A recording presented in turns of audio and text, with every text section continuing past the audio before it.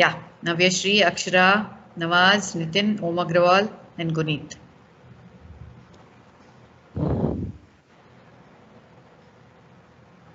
Ma'am, can we start? Yes. Can you maximize the screen also? Is it possible?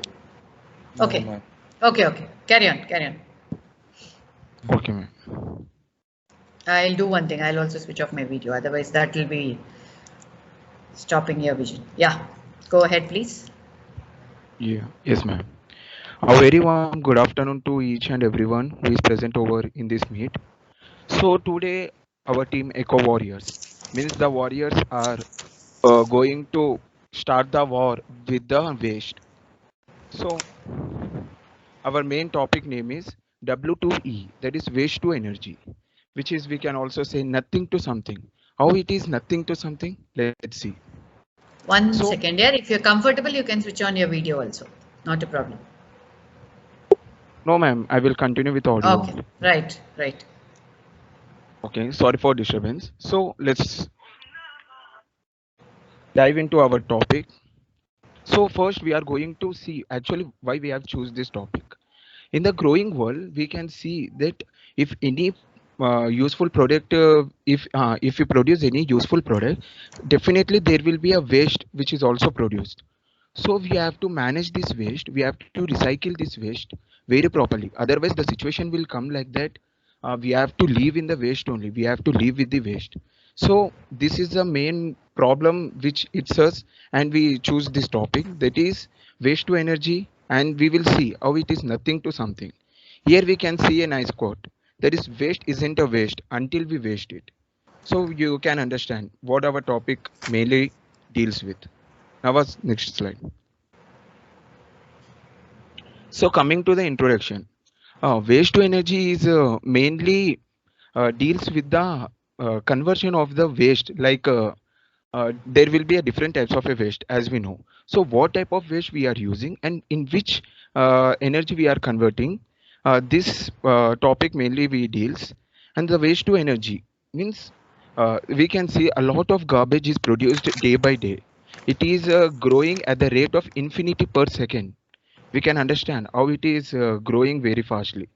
So we have to use some process, we have to use some technology which we can change this waste into energy. Now what's next slide? The So we can others, Nitin, 1 second. The others are also supposed to listen here, and I want your comments in the chat window once they finish. So it is an open discussion for everyone. It doesn't mean only the team members will be actively involved. Yes, carry on, Nitin. okay.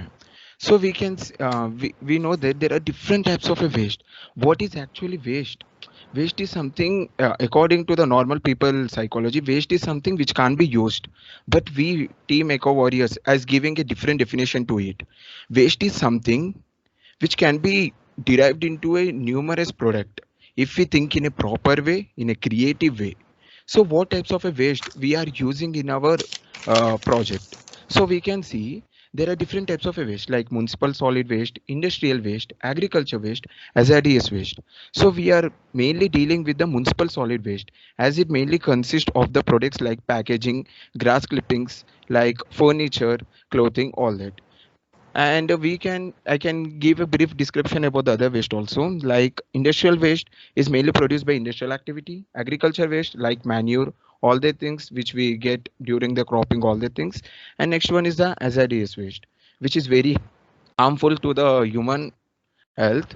And next, how we are using this waste, this will be continued by Nawaz. Okay, good, Nitin.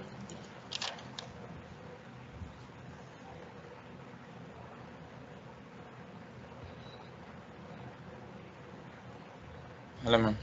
Hello, Nawaz. Carry on. So we chose five different topics. How can waste be managed? So one of them is incineration. Incineration is nothing but thermal treatment of waste ma'am. Like ఇప్పుడు మన దగ్గర ఉన్న చెత్తను మొత్తం కాల్చేస్తే అందులో నుంచి డిఫరెంట్గా వస్తాయి. యాష్ లేకపోతే సాలిడ్ వేస్ట్ రిమైన్ అయిపోతుంది. బట్ అందులో జనరల్ అయిన హీట్తో ఎలక్ట్రిసిటీని తయారు చేస్తారు. So that is what incineration.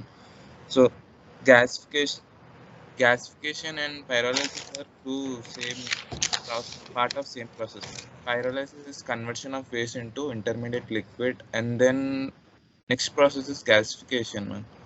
So waste is converted into liquid, then gasification converts the heat energy to electricity and different energy sources. Fermentation, the biomass, the organic mass is cut down to smaller things and used as biogas.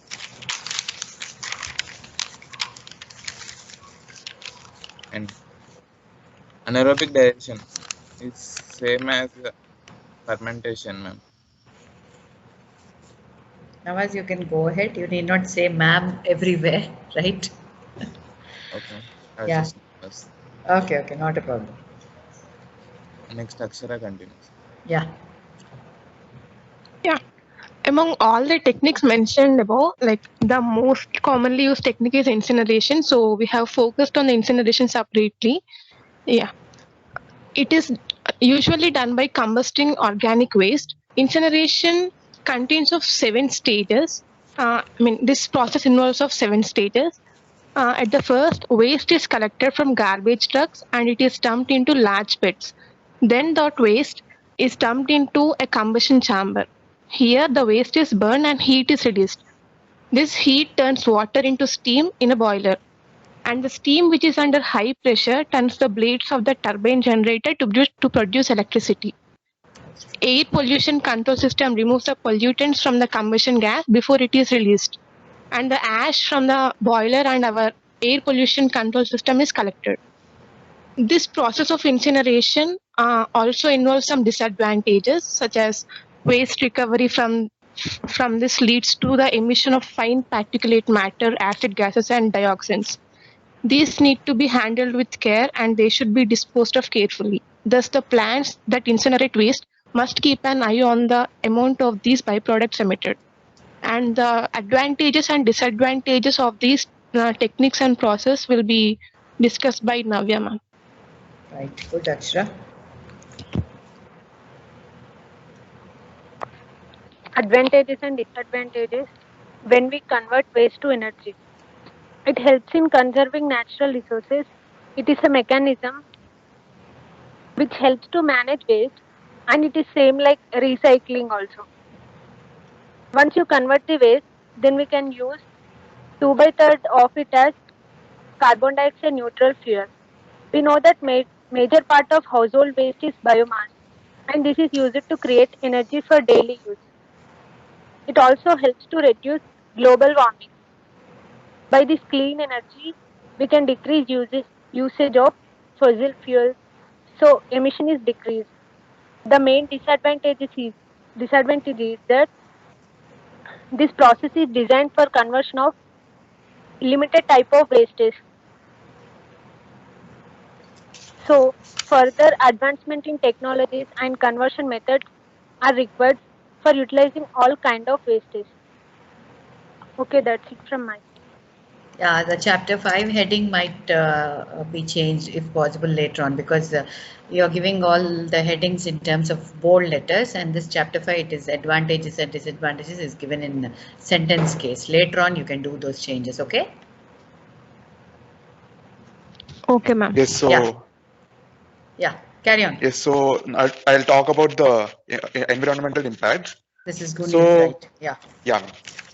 So the amount of pollutants that are released by incineration, so the particulate matter, lead, mercury, all that leads to it affects the health of the workers and causes lots of diseases. So that's a major impact.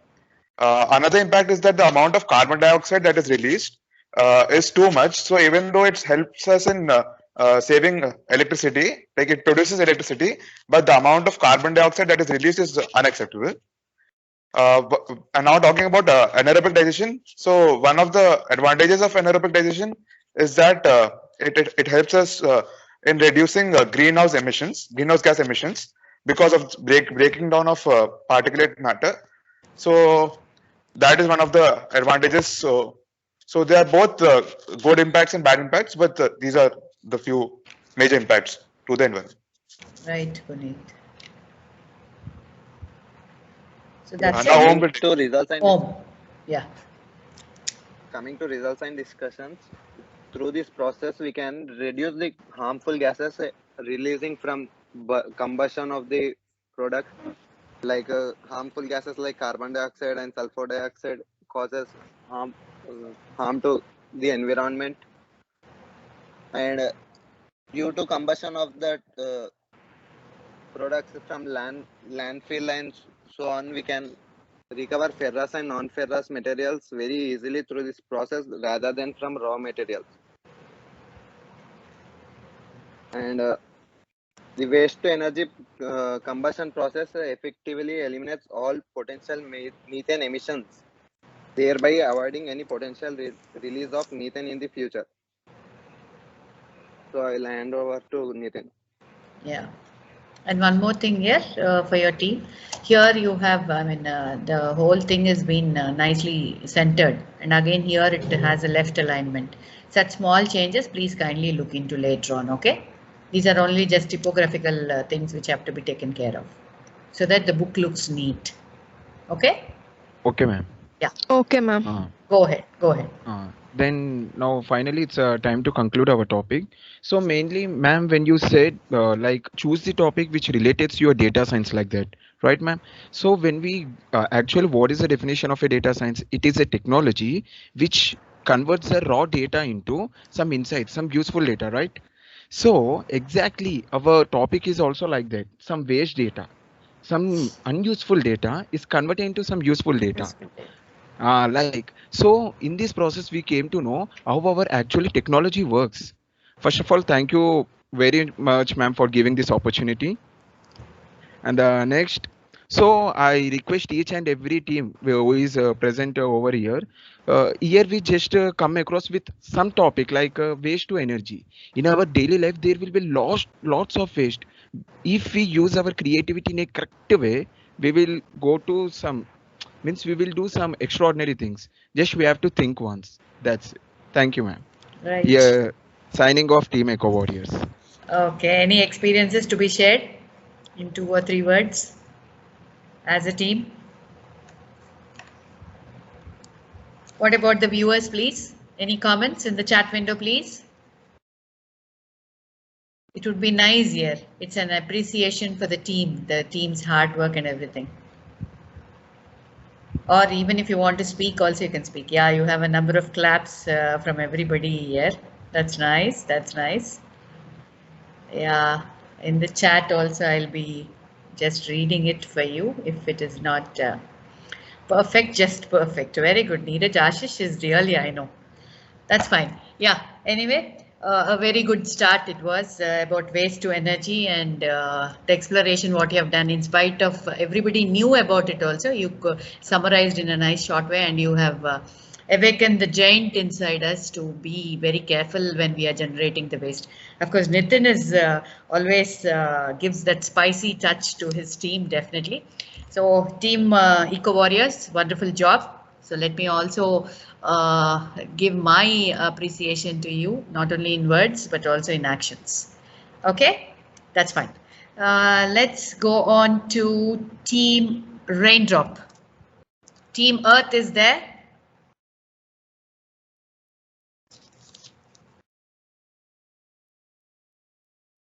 Only very few are responding to the people who have presented here. It's a minimum courtesy to just post some messages which motivates everyone here. A word of appreciation counts a lot. Ma'am? Yeah? Can we present next, ma'am? Team Sentry. Team Sentry, yeah, sure. Yes, ma'am. Any problem? No, ma'am. We just want to do it now. Okay. You want to, I was calling out for Team Raindrop, right? Yes, ma'am. If they come forward, they can present it, ma'am. Yeah. Team Raindrop is not responding. Yes, ma'am. Coming forward. Yes. Yes, ma'am. Chakradeep, Vignesh, Abhiram, and Omarendra. Yeah. After that, Sentry can go ahead. Okay, Hitesh? Yes, yeah, Hitesh. Let the Raindrop finish. Good start. Yeah, Sri Lanka. Nice compliments. So this is My Raindrop. screen Yeah. is visible, ma'am. Yes, ma. Your screen is visible. Waste to wealth. Wow. Nice. And I want all of you later on to kindly put in your team name, your team members, and the title of the project here. If you have missed now also, and some corrections which I'm telling you now are not taken as a part of your assessment. You can do it later on also. I'm only looking into your theme, your presentation, and your applicability of all what you have learned over here. Okay. The corrections, what I'm telling in between, you can do it later on. That is not as a part of your assessment. Okay. It's for everyone. You have your team name, team members, as well as title of the project. Yeah, go ahead. A very good afternoon. This is Team Raindrop. Very good afternoon. Hope my video is not disturbing you, because I want to show my expressions when you're doing it here. It's fine if my video is there on the top? It's okay, ma'am. Yeah, please go ahead. A very good afternoon to everyone. This is Team Raindrop, and our topic is today waste to wealth. It means that converting our waste, not to throwing like anyhow. It's Omarinder, right? Presenting. Converting our waste into something. First of all, we should know waste is generated. It has many processes. First, we should give a glance at it. It is growing due to the growing population, first of all. And second of all, it is a rapid economic development and urbanization.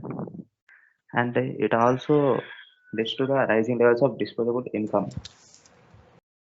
So we should look forward for prevention of its wastage materials. Most preferred what do we call it? Waste prevention materials are prevention, reduction, and recycle and recovery and disposal. Most of time, solid waste is generated, and waste can be defined as a material resulting from domestic activity or industrial operation. There is a saying in Russia that material waiting to be reused, and I would like to my teammate Vignesh to continue from now. Okay. Good afternoon, start. Good afternoon, ma. Ma'am, first we need to collect that waste which is generated in cities and in construction areas. Next slide, Abram. Abhiram, please change the slide, Abhiram. Yeah. Coming to detailed study, greenhouse gases from waste are also a key contributor to climate change. In 2016, 5% of global emissions were generated from solid waste management, excluding transportation. An update to a previous edition, the 2019 report projects that rapid urbanization, population growth, and economic development will push global waste to increase by 70% over the next 30 years. To straggling 3.4 billion tons of waste generated annually. Next slide. Abram, next slide. It's taking time, I think. Abhiram? Network is some slow. Yes, yeah, I know. Network is slow, ma'am. Not a problem. Just go ahead. Yeah. Coming to different types of wastes, one type is plastic waste. As shown in the slide, most of the plastic bottles are floating beside oceans, that creating a lot of pollution to oceans, and sea animals are affecting from that plastic. We need to reuse that plastic to convert that into a wealth. Next slide.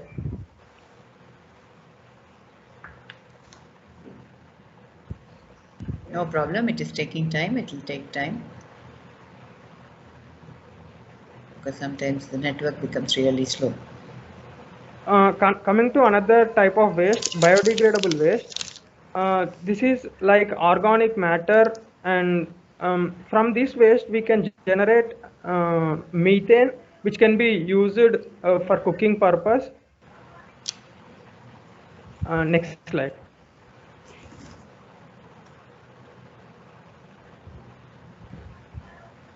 When we want, the slide goes slowly. When we don't want, it goes very fast. Yeah. That is biological processing. We can convert that organic matter into methane by using composting and biomethanation process. That will make that will be making into wealth. Next slide.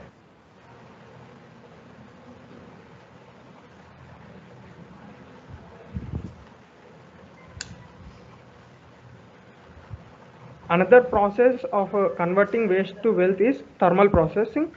That we can convert waste to energy. From this waste, we can generate electricity, and that can be used.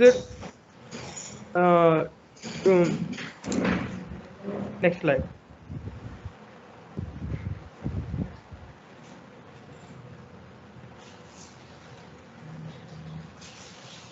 Don't worry, there's a little time lag, not a problem. But in a sequence nicely. I didn't look into the titles, but after waste to energy, it is waste to wealth. Wow, yeah. The sequence is coming in a nice manner. So that's why the next team century also will be talking about adverse effects. Yeah. Next type of waste is construction waste, which is mostly generated in municipal areas. We can convert these construction waste into constructing another buildings. That can reduce a lot of waste. Next slide. And this was the theme which was also taken by the Telangana government, right? KTR also was speaking about this. Yes, ma'am. Yeah, yeah.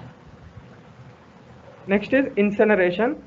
This in this type of this is a process that lot of waste is was combusted in high temperatures that can generate a lot of heat. By that we can convert that heat into electricity. Next slide.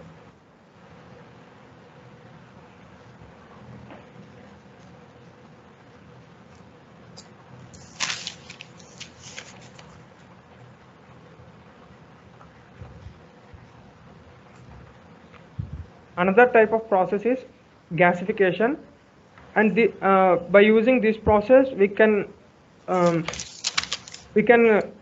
convert the waste into useful gases like syngas that can be used for vehicles and for cooking purpose.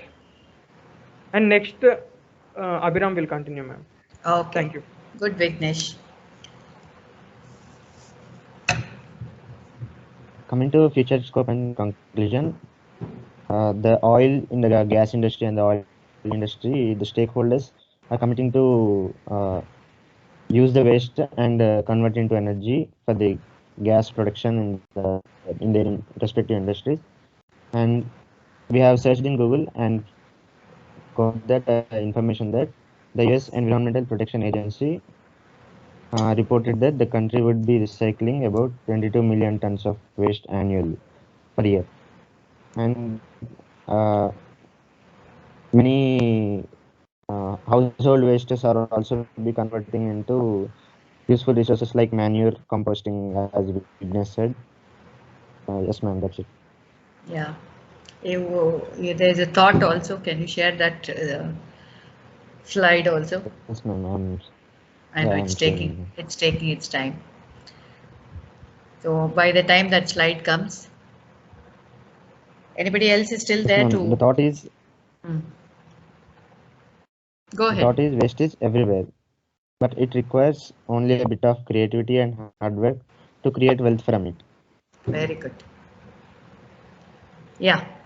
So a good way of presenting your project here. I know you have presented. Yeah, you are getting a number of clapping hands. That's really nice. So many people appreciating. It's really wonderful here, right? The background of the slide was really. Thank you, everyone. Yeah. The background was really very nice because you were you put down a background where a person is just opening his hands and trying to tell you how wealth can be generated from waste. That was also wonderful, and the information what you have collected also is quite attractive and everything. So it also gives us an idea that nothing is waste. We can definitely earn even from waste. So that's really great. Okay, that's fine. Very good. And you said that it is in PPT, so please share the PPT, send a mail or anything to me so that a storage will be there related to all the aspects. Okay. Right. Yeah. Next, Teams entry. Yes, ma'am. Yeah. Ma'am, after the Teams entry can be present. Okay. Yours is team? Aranya. Okay. People can come forward like this also here, not a problem. After that, can Raindrop help? 1 second. Aranya, then yes, you can put down your sequence, not a problem. Yeah, let Teams entry come first. Yes, ma'am. This is Harshita. Good afternoon, ma'am, and hello to all my co-classmates. We are here to present our topic, adverse effects of fast fashion. Now, let me begin by saying why we actually chose this topic, okay? Let's assume we are coming to college on Monday. We all wake up, fresh up, and we open our wardrobe, and here comes the biggest question of the universe. What do I wear? What do I wear today? Or maybe you're going out, hanging out with your friends, and what do I wear today? What is the most Instagrammable worthy outfit that I can put on? Or if you're going to a party, what is the dazzling dress that you can woo all with? So it never strikes our mind, does this actually have any effect on the environment? Because when you use a plastic bottle or per se you used it and you're throwing it, you are aware of the consequences. You know that somehow this is harmful to the environment. You are aware of it. But about the clothes, we never generally speak about garments being can cause some destruction to the environment. So that's what made us choose this topic. And especially because in the past decade, fashion has become more faster, cheaper, and disposable. So there is a cost for every stocking upon fresh looks, right? And it is not just polluting air, water, land, but most importantly, us. And so we want you to present what are all its effects and how it is, what are the measures that we can take to reduce these effects? So what is fast fashion and how it works? Neeraj will be continuing with the topic. Good afternoon, everyone. This is Neeraj Ashish from Team Sentry. So everybody is aware about fashion, I assume so, because fashion, it's a form of an expression. It says something about you. Okay, it's fine now. But what is this fast fashion? Everybody has a question, I guess, until the moment we choose this topic. What is fast fashion? So fast fashion is about making clothes fast, cheap, and disposable. We also call it fast fashion because it may not last very long in your wardrobe. Many retailers are producing clones to the premium clothes at a discounted price, which increases the rate of fast fashion. Also, fashion shows set the stage for new trends every weekly, monthly, and also on non-seasonal trends. So next slide, Siddharth. So why isn't fast fashion good? So let me get to point straight. To produce just one cotton t-shirt, it approximately uses 3000 liters of water, which is worth 3 years of drinking water for an individual. Similarly, every year, 93 billion cubic meters of water is used in textile production, which is expected to increase by 50% by the year 2030. So which is consuming 4% of fresh water of the world. It's also estimated that around 20% of industrial water pollution in the world comes from the treatment and dyeing of textiles. In India, more than 1 million tons of textiles and clothes are thrown away, which are either burnt or buried. So next part is analysis on fast fashion. From here on, my teammate Sweta is going to continue. Thank you. Good afternoon, ma'am. This is I'll be speaking about the effects of fast fashion on water. In the present scenario, there is no industry which does not affect environment in any means. Every industry affects environment directly or indirectly. In those, fashion industry is the second largest generator of pollution on the earth after oil industry. Nowadays, due to demand of fashion industry, the effect of it on water has increased abnormally. One cotton t-shirt needs 700 gallons of water to produce a t-shirt, which is almost through which almost a person can lead his life of 3 years. And to produce a pair of jeans, we need 2,000 gallons of water. At each stage of productions, the fabric need to be cleaned from chemicals, which is fulfilled by water. And not only wasting the water in producing fabric, the remaining water is dumped into the water bodies like rivers, etc., which finally leads to the water pollution in the large extent. In this way, fast fashion leads to irreparable damage in the case of water. Next, I'll hand it over to Hitesh to explain the other effects of it. Good afternoon, ma'am. Good afternoon. So coming to how fast fashion has contributed to nearly 35% of microplastic pollution.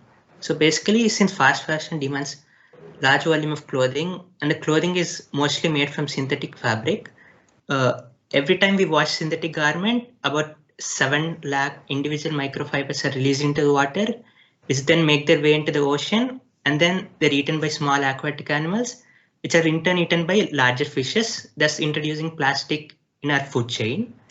And coming to the waste problem of the fast fashion industry, so basically the average lifetime of a garment is roughly from 1 to 3 years. So they're either thrown away or donated or recycled, but nearly 85% of them are just burnt or dumped in a landfill. So the problem with this is that about 72% of our clothing is made from synthetic fibers, which are non-biodegradable, and it takes nearly 200 years to decompose them. See that next slide. And next, the other problem with the clothes used in the fashion industry is the amount of toxic waste they produce and the heavy chemicals they use. And this toxic waste come from the dyes and the colors used in the process of fiber production, which again contributes to water pollution and soil degradation. Now, Charni will continue with the rest of the problems fast fashion produces. Okay. Good afternoon, ma'am. I'm Charan and I will be continuing on the greenhouse gas emissions, soil degradation and rainforest destruction caused by the fashion industry. The global apparel industry accounts for about 10% of the global carbon emissions, and these emissions come from the production, manufacturing and transportation of the garments. And the synthetic fibers like polyester, acrylic, nylon, etc. made from the byproducts of petroleum, which emit nitrous oxide during the production, a greenhouse gas which is 300 times more dangerous to the ozone layer than the carbon dioxide. Carbon emissions can be reduced by about 400% if we wear a garment 50 times instead of 5 times. And the soil degradation is mainly due to the overgrazing of pastures by cashmere goats and sheep, which are raised for wool. The other reasons are usage of massive chemicals to grow cotton and deforestation caused by wood-based fibers like rayon. Degraded soil will reduce the production by 30%.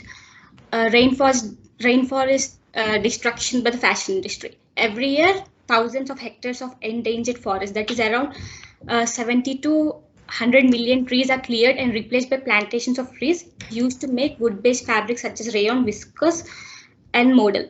And the demand for cutting trees for fabric production is estimated to double by 2050. Siddharth will continue on the solutions for the environmental impacts of fast fashion. Okay.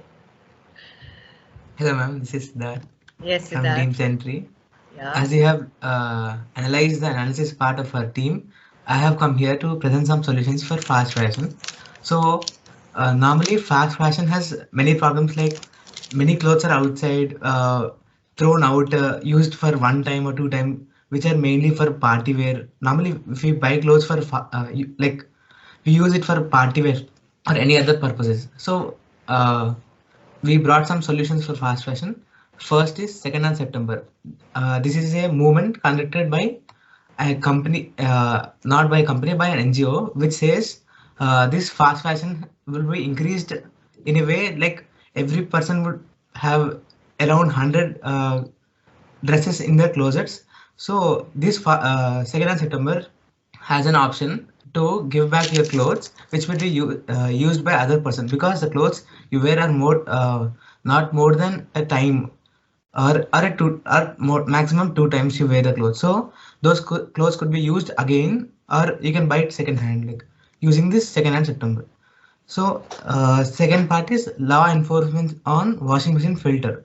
So normally there was an idea that recycling plastic and making clothes from the same recycled plastic.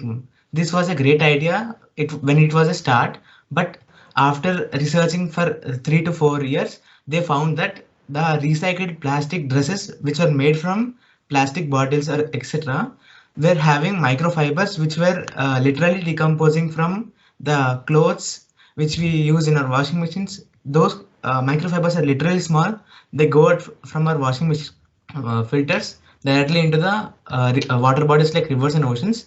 So according to report we have updated in our references, it says around 100 million trillion of microfibers are present in ocean. That means a person is wearing around 200 billion microfibers on his body for a cloth. So to stop this, Planet Care has brought a new ideology that blocks 90% of these fibers. So this is this filter is also compatible with every type of washing machine. So fashion industry must adapt a new providing an environmental footprint description. Like it should have, the clothes should have an environment footprint, like it should be made from normal textile, silk, etc. Of course the cost would be more, but we are saving our environment. So our clothes also design also matters. The sample collected from different textile characters to be seen, it releases show different behaviors. Yeah. Sustainable clothing brands also make a more impact on our environment, because they have all environment carbon footprint would be literally less. So we brought some Indian based sites which could have all this ideology. So like tamarind chutney, no nasties, brown boy, eco right, and upcyclers lab. So we have provided the links here. You could just surf through it. Like as we said in 2nd September, there are other places you can donate your clothes, like Fab Scrap and some of the companies we have listed in our country. So those are these companies, ma'am. So if you want to avoid middlemen, like you could directly go to this company and directly give them, or you could directly go to the organizations, NGOs, and directly give to them. So, or there is an other option called recycling. If the cloth is perfectly textile, so there are three steps mainly. First is collection, second is clothing sorting, and third one is processing. Collection means collecting all the biodegradable clothes which could be recycled. Clothing sorting says from textile to pallets to plastics and more. Automation will help reducing labor requirements. So we could use NIR spectroscopy technology to sort fiber by composition and color.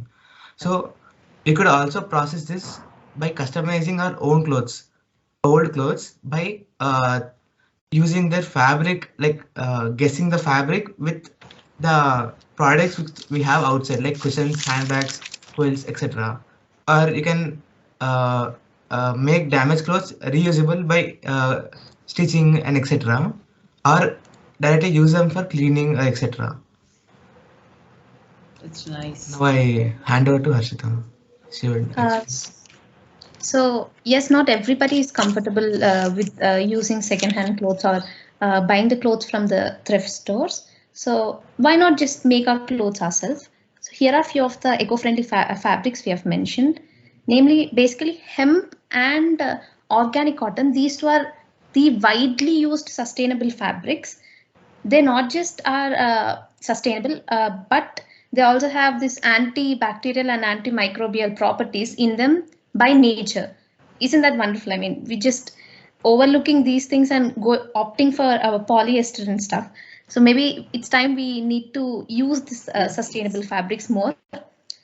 And then here are a few inventions and innovations and researches. Yes, when there's a problem, there is a solution, and so does. We have given the link of a research paper here. And coming to this is one of the course that we have debated on, but we finally went ahead and put this. This is what is called as fast fashion because it disappears right in front of your eyes. Yes, it does. High-waisted jeans might be trend today, might not be tomorrow. There might be some other. It's a never-ending process. It's a loop. It just goes on and on and on and on. It just disappears in a finger snap. And coming to nanotechnology, used oh yes, and here is our Spider-Man. We have put him here because we want to talk about nanotechnology. Basically, you don't generally get a total fiber which is a nanofiber. You just incorporate it into an existing fiber. Let's say if there is a cotton fiber, what you do is there is materials such as nano silver or nano titanium dioxide. You incorporate it into it and you'll weave that into a resulting fabric that we can use it. You know, maybe someday we'll put on a cloth and I'll walk out of doorstep and it might turn into this rainbow colored tie-dye t-shirt, or if I say, hey Alexa, draw a star on my t-shirt, it might draw it. You know, you dream it and you have it. The future is not so far away from us. It is so near. And like they say, clothes play a huge role in our day-to-day life. It's not a myth that it tells you about your personality. Yes, it does. I mean, you put on a piece of cloth and you feel confident, you feel like, you know, I'm going to rock this day. And that is so true. But what's even more important is that not what you wear, but are you wearing it with confidence? Are you self-aware of yourself? That's what matters. So we can't ask someone to choose something, but all we can do is ask them to choose wisely, go eco-friendly, let's opt sustainable fabric. Being Gen Z, let's do something that is changing, like a revolution might be. Let's stop this fast fashion. And thank you, ma'am, and I appreciate all my friends for giving such time for us. And talking about our team experience, Neeraj and Shweta did the introduction part. They've really put in so much work. Hitesh and Cherny, they've did the analysis part. Everything right from the soil, how it is affecting soil, land, air, and water. And I have come with the solutions. And Siddharth did a wonderful job in putting all them together in editing this book. He's the reason why this book is so beautiful. The credit goes to the team. Process. Yeah. It wasn't all fun, but yes, most of the part it was really fun. Thank you. That was really wonderful here. Wonderful presentation, and the teamwork is directly reflected in your presentation also. It was really wonderful.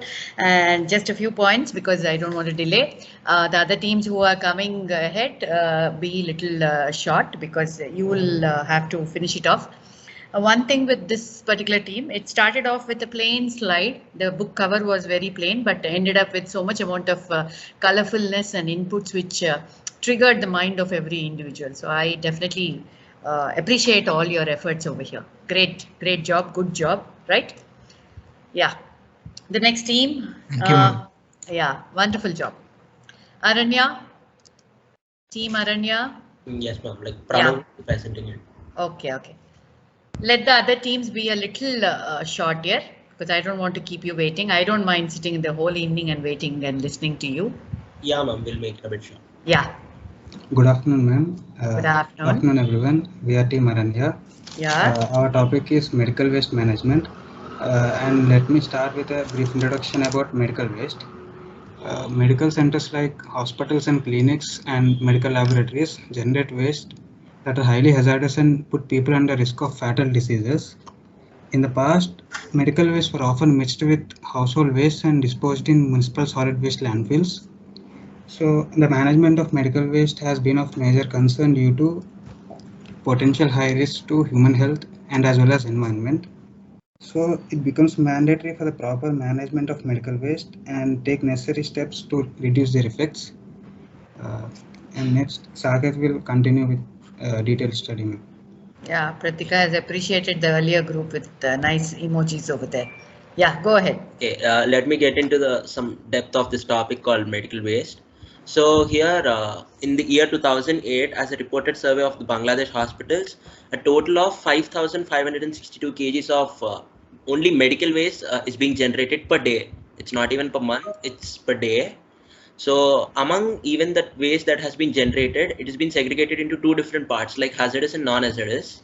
We have around 77.4% of non-hazardous waste and 22.6% as hazardous waste. This non-hazardous waste can be directly kept into landfills or can be directly treated, but the hazardous waste that generates like few chemical attacks to some people, that has to be treated before landfilling or before being segregated into dumps and all, that have to be treated before. So apart from Bangladesh, we also have some other countries like United Arab Emirates and also the North Korea too.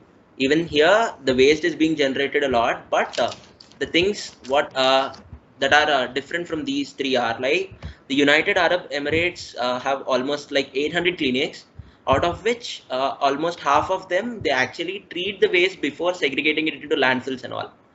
This is where the UAE becomes different from Bangladesh and North Korea too. Right. Yeah, this is what. Next slide, please. From here, Satvik will be taking over. The chapter 3, let the chapter start with a bold letter here, capital letter. Yeah. Good afternoon, ma'am. Good afternoon. I hope your health was and you are doing good in your Yes. daily life. Yeah, you can see me. I'm fine. That's nice And way of, yeah. And I'm supposed to tell about the results and discussions what we made. There are several methods to minimize the hazardous medical waste. Two of the techniques will be discussed by me. One is segregation. What it is mean segregation is useful since it prevents the contamination of non-hazardous waste by hazardous waste and make the whole waste stream hazardous and reduces the toxicity in the waste, and we would reduce the volume of the waste, and of course by reducing this volume we would be making the transportation easier. And the second method is separating different categories of medical waste, like uh, dumping different type of waste into different type of baskets or containers, and they are labeled as biohazardous, closed, watertight, and uniform color for each type of medical waste throughout the medical center. Uh, that's it, ma'am. I over to Pranav. Okay. Good morning, good afternoon, ma'am. Good afternoon, ma'am. Yeah. Likewise, few of the techniques are disinfection and incineration. And coming to disinfection technique, as it reduces the toxicity of medical waste by treating them with chemical disinfectants like chlorine dioxide and sodium hypochlorite and few other chemicals. And it is highly recommended to use for solid medical wastes. And then comes to incineration. It is process of burning waste at elevated temperatures within furnaces, as it converts medical waste into harmless ashes. This technique is suitable for the wastes which are of minimum 60% combustible. And there are various types of incinerators, mainly mobile incinerator called truck terminator and Mediburn incinerator. And over to Saket. Yes, next page, please. Okay, while be like coming to the conclusions and future scope. Here, future scope in the sense like what happens if we follow all the measures or not. It doesn't mean like future scope is that. Even though if you don't follow some measures, even though you can treat that in the future too. That's meant to be future scope here. And like conclusion, it's like we can't give a conclusion for this medical waste and all. It depends upon us, like how we treat the waste, how we segregate the waste, how we treat, like how we separate the hazardous and non-hazardous waste into two different parts and treat them differently, as I mentioned it before. So and the more like coming, careful we are, we don't require to bring about this waste. So taking care of our health also would be one part of it, isn't it, Saket? yes, exactly. That means Yeah. that's what comes under the future scope. This medical waste is something which is different from the different other types of waste. Like the chemicals or that things which come out of this are very hazardous to our like our skin, mostly our skin. So usually we prefer like wearing some hand disposable gloves or any other things which are like goggles for our eyes while operating. We generally watch it in movies and real life too. Like the surgeons wear different gloves and all. Like not a single layer, but nowadays they are wearing around 2 to 3 layers. Like this COVID-19 has made everyone so cautious about it. So like that, but the segregation of these gloves have to be proper. Why? Because we have a chemical called as aerosol, which is present in those gloves. And if they directly get burnt away, this aerosol directly gets into the atmosphere. And if we breathe in, this can also become hazardous like COVID-19 too. Why? Because it's so toxic to our respiratory diseases that even a man can die within a minute if he breathes in that aerosol constantly. By mistake, that too. So that's what we have to be very cautious while dumping, especially the medical wastes. So the small flow diagram, which is here on the screen on the left hand page, that is medical waste management.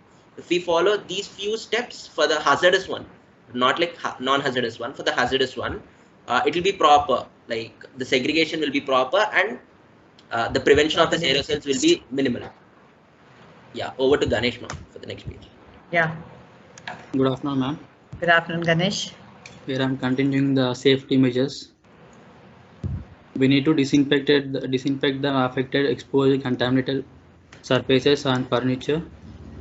And next, we need to safely dispose the infectious waste into the waste bin. And thereafter, we need to incinerate it. And thereafter, we need to disinfect our hands. Next, previous slide, please. Sorry. And these are chemical spill procedure and some other precautions. We need to warn the people immediate around and avoid breathing fumes. And we should spill if the spill substance are flammable, we should switch off the source of ignition and light. And we need to open the windows and air and let the air in so that the poisonous gases may diffuse. Yeah. Next slide. Can you do it a little faster because it's already 4:20 and we have so many teams. These are the precautions we need to take when the chemicals are infected in our eyes or skin. Like we need to rinse with the water for 15 minutes, 10 to 30 minutes, and keep our eyes open wide. We should not rinse thoroughly, like we see in the next slide. Yeah, here I'd like to mention the small thing, ma'am. The simple first aid measures that has to be taken at the time of like when we are exposed to the chemicals. Like as I told before, like burning of those gloves, aerosol, like a chemical called aerosol will be released. At the time, if you cover your body with the PPE kits and even your face with the masks, that would be so helpful for you. That the flame does not even affect your skin, and also that the aerosol chemical does not get into you and affect your respiratory aspects and all. So these are the 6 different major precautions that has to be taken at the time of dumping or segregating the chemical waste, especially the medical one. That's true. That's it. Can you go to the next one? These are the different references and different places where we took the information from. Yeah. And coming to the last thing, like apart from telling as a team experience, I would like to say it like the different like team contribution that has been done for making this thing a better one. Yeah. Like it's not like we have separated our different single chapters to different persons. It's like everyone came into the Google Meet and we were giving inputs to Pranav, and Pranav, he was like editing the thing.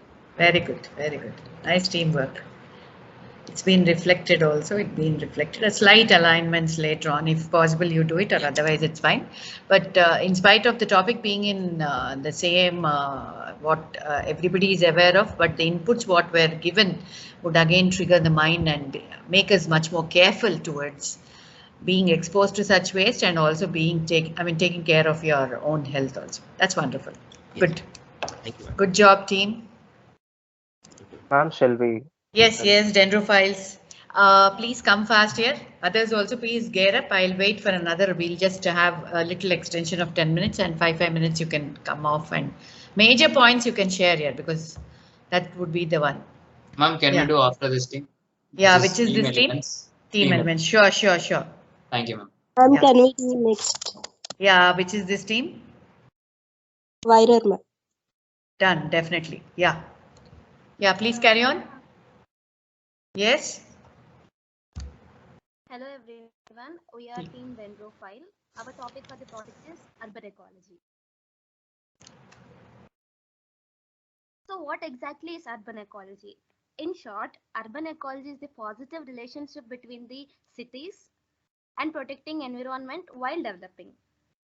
Here in this picture, we can see how the nature and the development are an ecological balance. Most of the population is now wishing to stay in urban areas where they have lot of comforts and development. In the process of development, environment is being completely damaged and causing threat to the earth and the life on earth. So we need a balance to undo the environmental impact we have caused due to the concept called development. So how can we achieve this? One of the biggest and productive solution is sustainable living or earth harmony living. So what is sustainable living?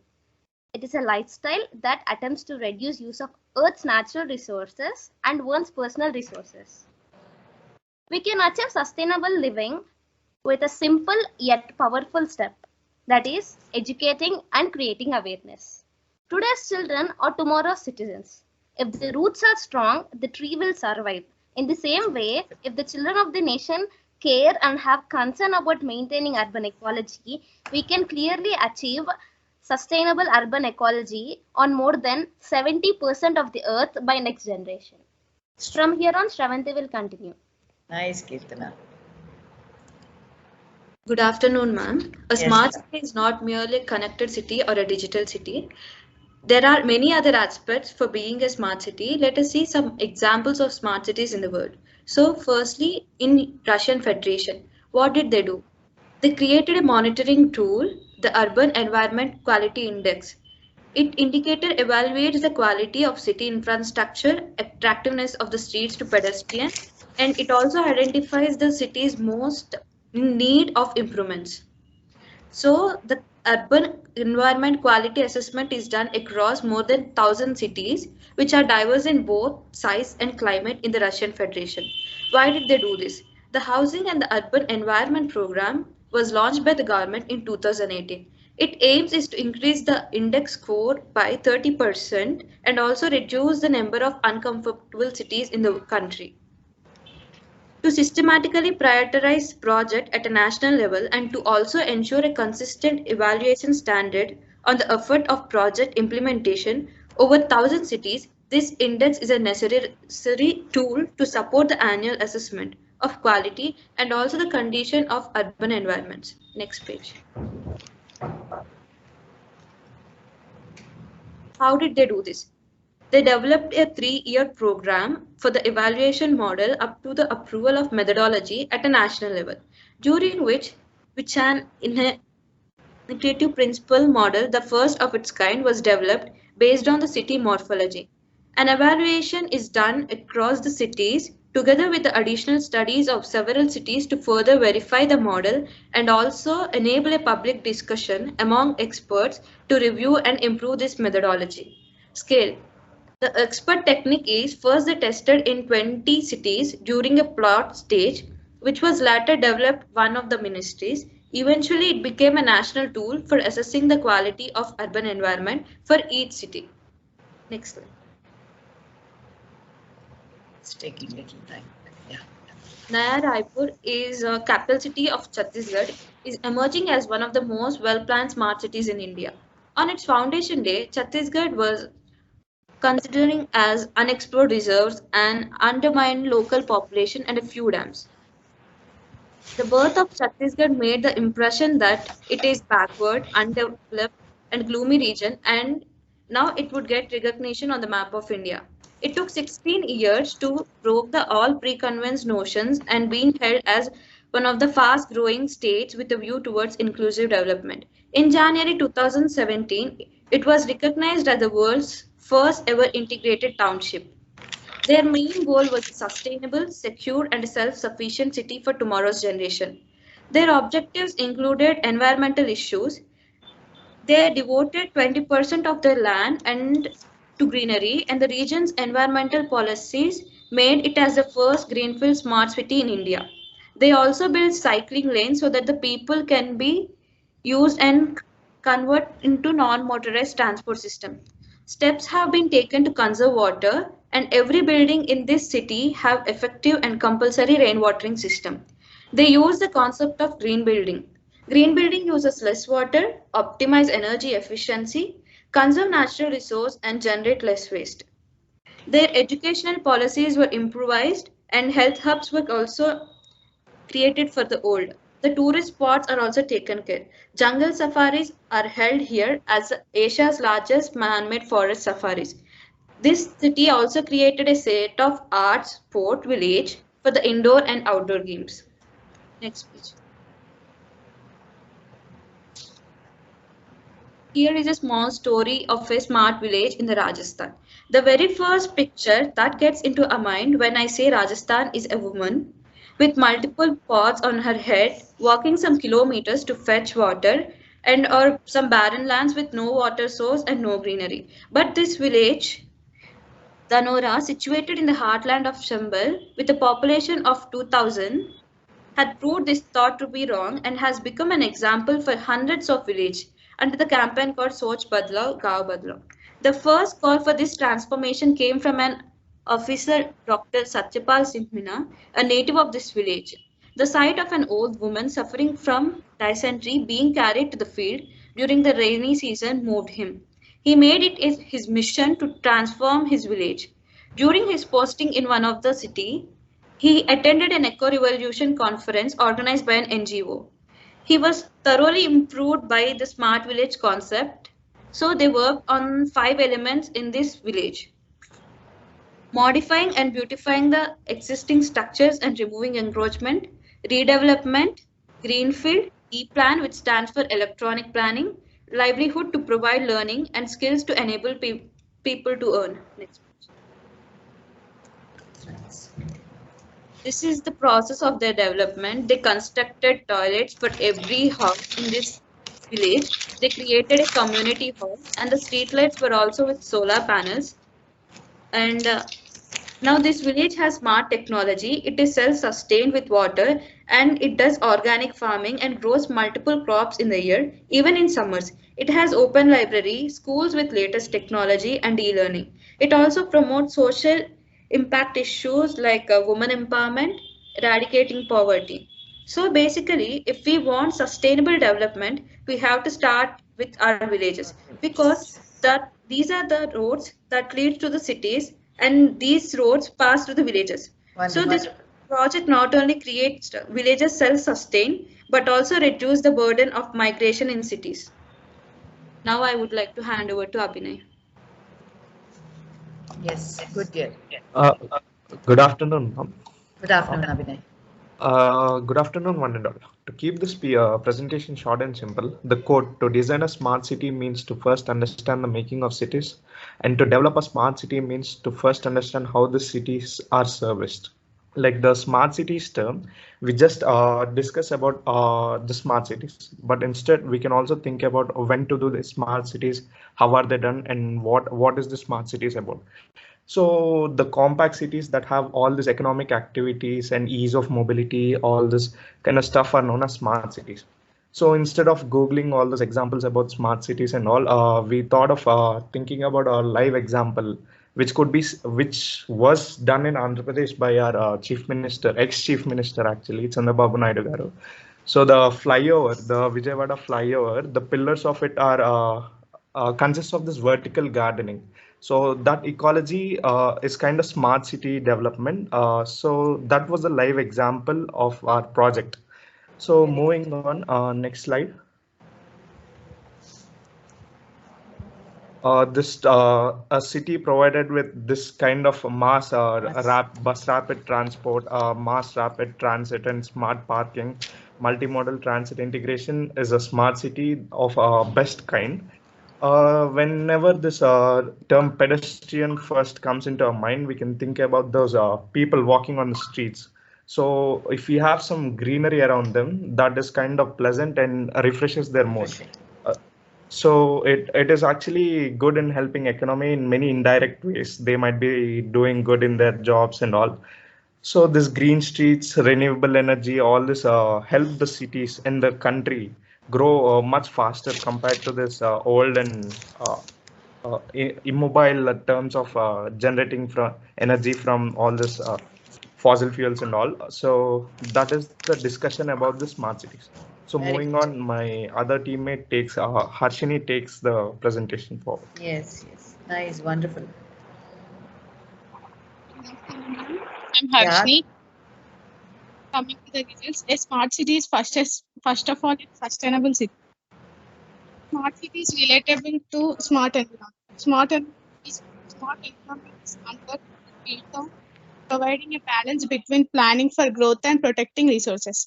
A smart city is diligent in protecting our natural environment while planning for the future. Harmonizes living and work, balances energy supply and energy use, is positive and takes pride in its community. Recognizes its heritage, its current and past leaders, reaches out to everyone to ensure inclusion. Next slide.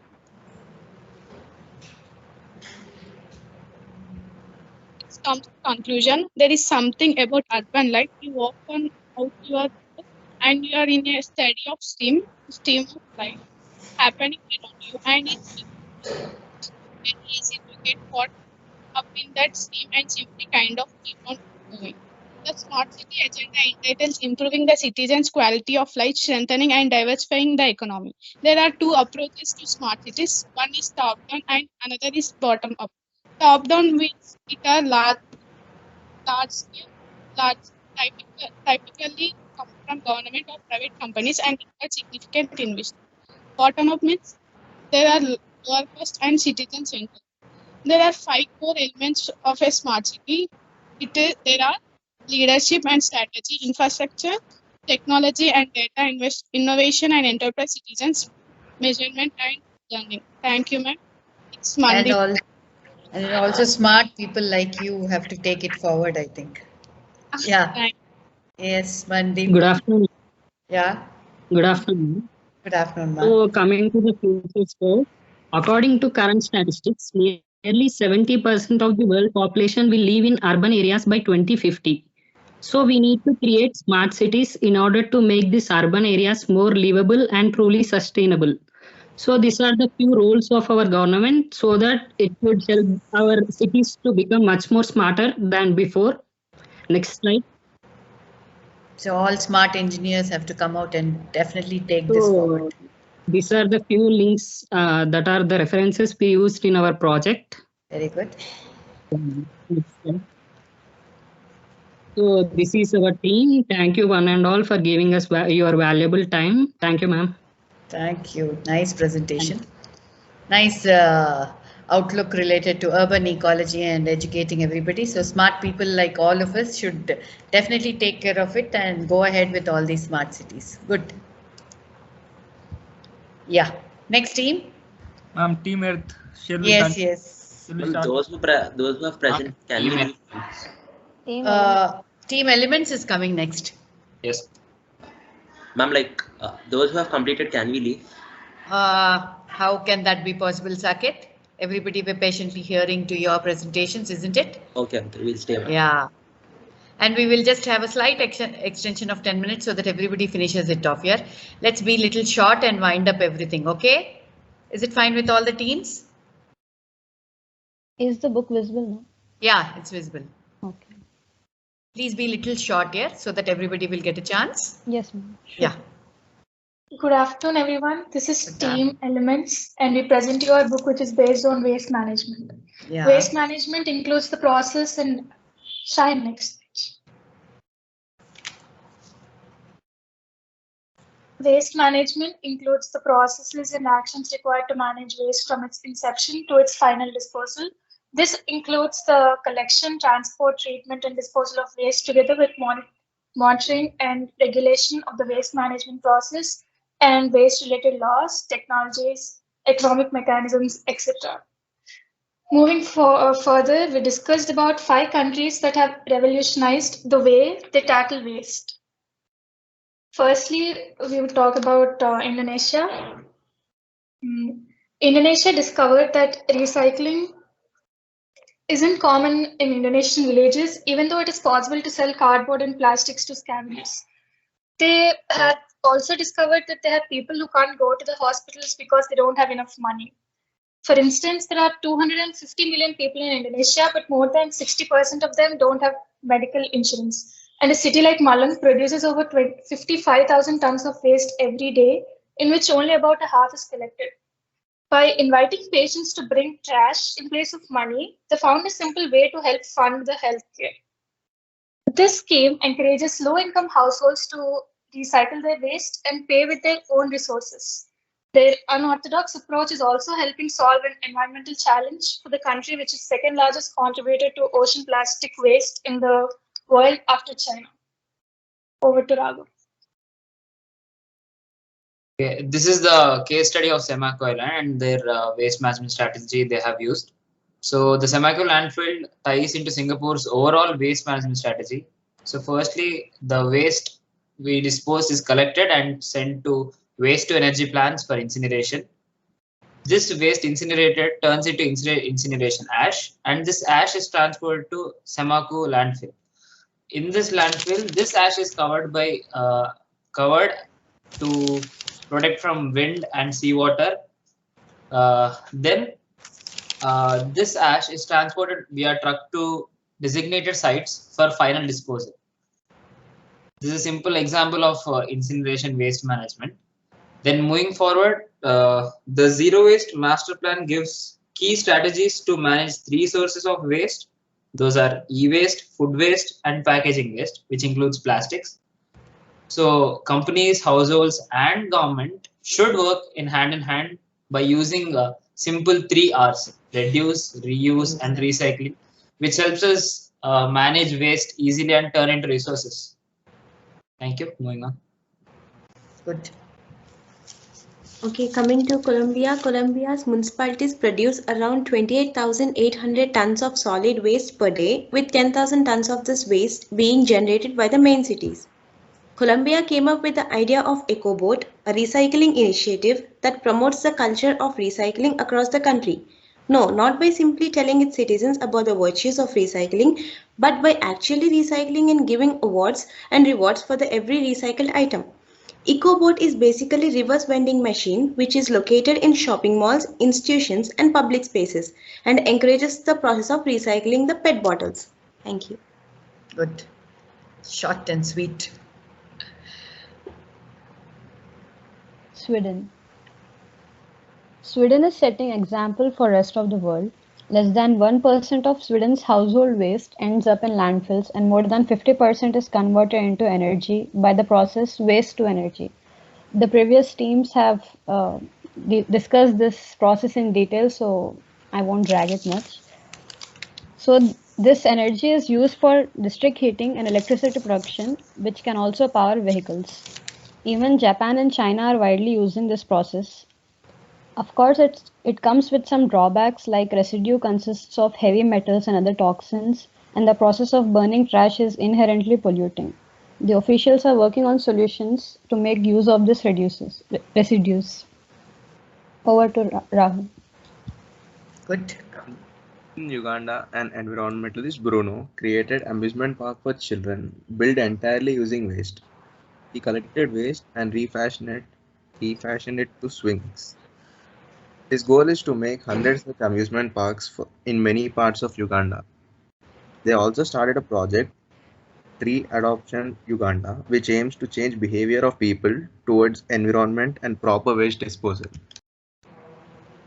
Almost 31 tons of garbage is produced in UIs. The rate of solid waste management is 1.2 kg per person per day with high content of organic matter. They also implemented color code bias, bins. The developer in Uganda also created an app to reduce the waste with minimal amount of time. Coming to India. At present, we generate 62 million tons of waste, which will further increase to 165 millions in a decade. Out of almost 31 millions is dumped in land sites and 12 million tons are only treated. We need to make sure to increase the treatment, nor it could affect the animals life like plastic consumed by animals, which are toxic. A clean India will be able to earn more by attracting tourists and also avoid city floods, which is affected with choked plastic. And finally, people should avoid reaching dangerous level of plastic consumption and production, as waste reduction is better than any kind of waste management.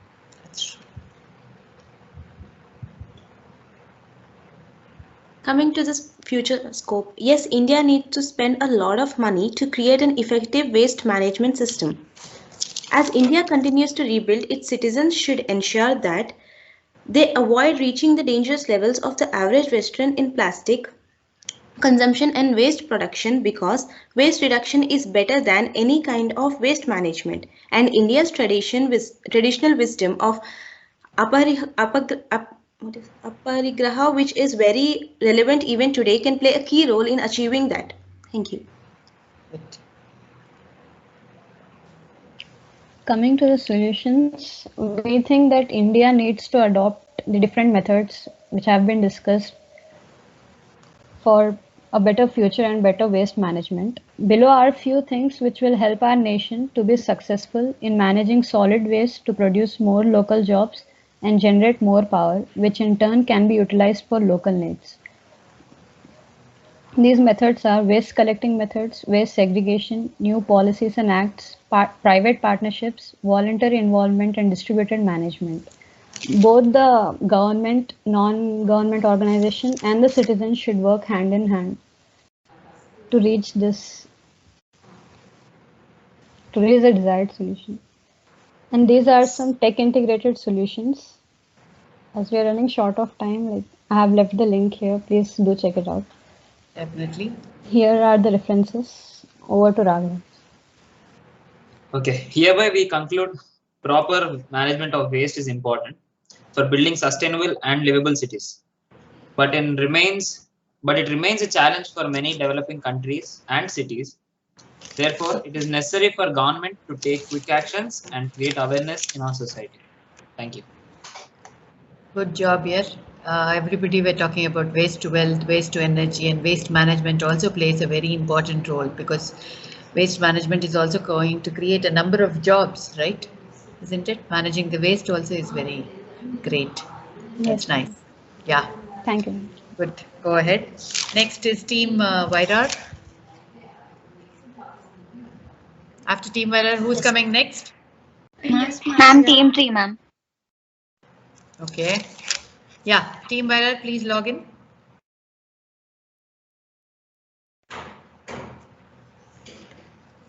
Good evening, everyone. This is Team Vairar. Our project is about organic waste management.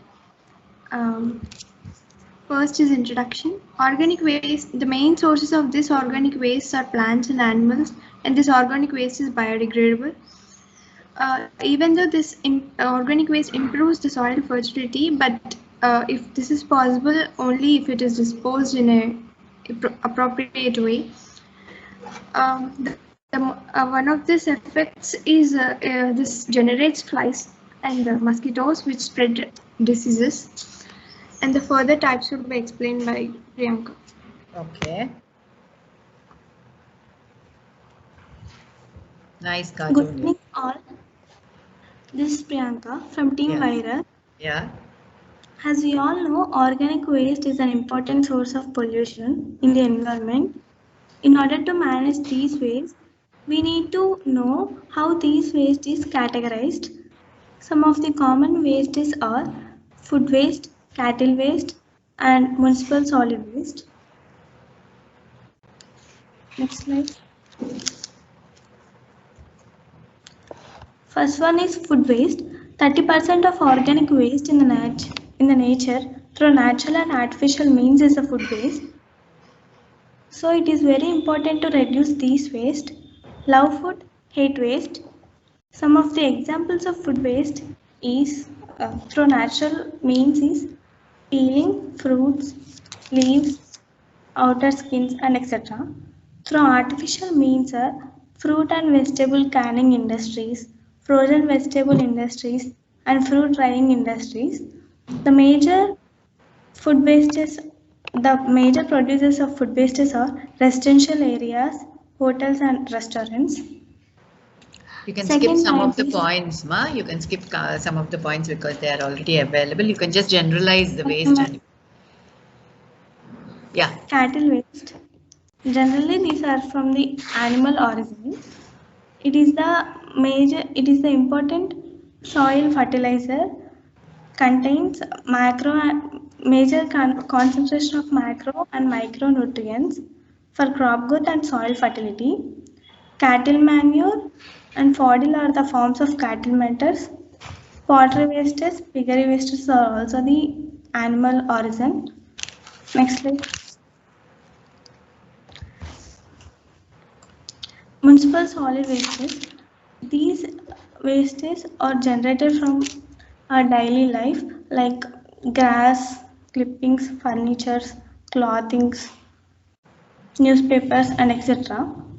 These wastes are generated from residential areas, schools, and hospitals. Further discussion will be continued by Srilika. Good. Good morning. Sorry, good evening. I am somewhere, so it's like this. I'm going to explain the methods of organic waste recycling. There's some disturbance in the back, Srileka. Take care of it. Carry on, carry on. It's okay, ma'am. Yeah. Next, please. So here we have categorized the methods of organic waste recycling into 4 types, ma'am.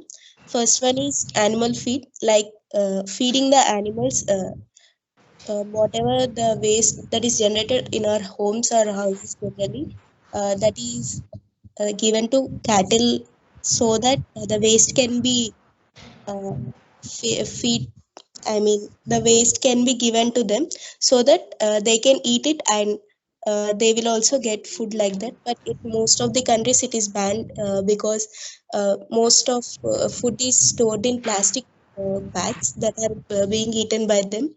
So we should take care, but this is the most optimal way of giving the waste. And next one is next slide. Next one is composting. Like we can compost the waste in our home, and that can be used as fertilizers to grow the plants. And third one is anaerobic digestion. In this method, the small microorganisms are used where we supply oxygen to them and they degrade the organic waste into nutrients, which can be further used to produce the biogas or something like that. Next. And next one is rendering. In this process, the mainly animal tissues are converted into proteins, which can be given to cattle as food. And in this, in this method, whatever the waste is generated, that can be converted into fats, and which is used by soap industries and all. So these are the major ways that we have did. And next it is continued by Anand.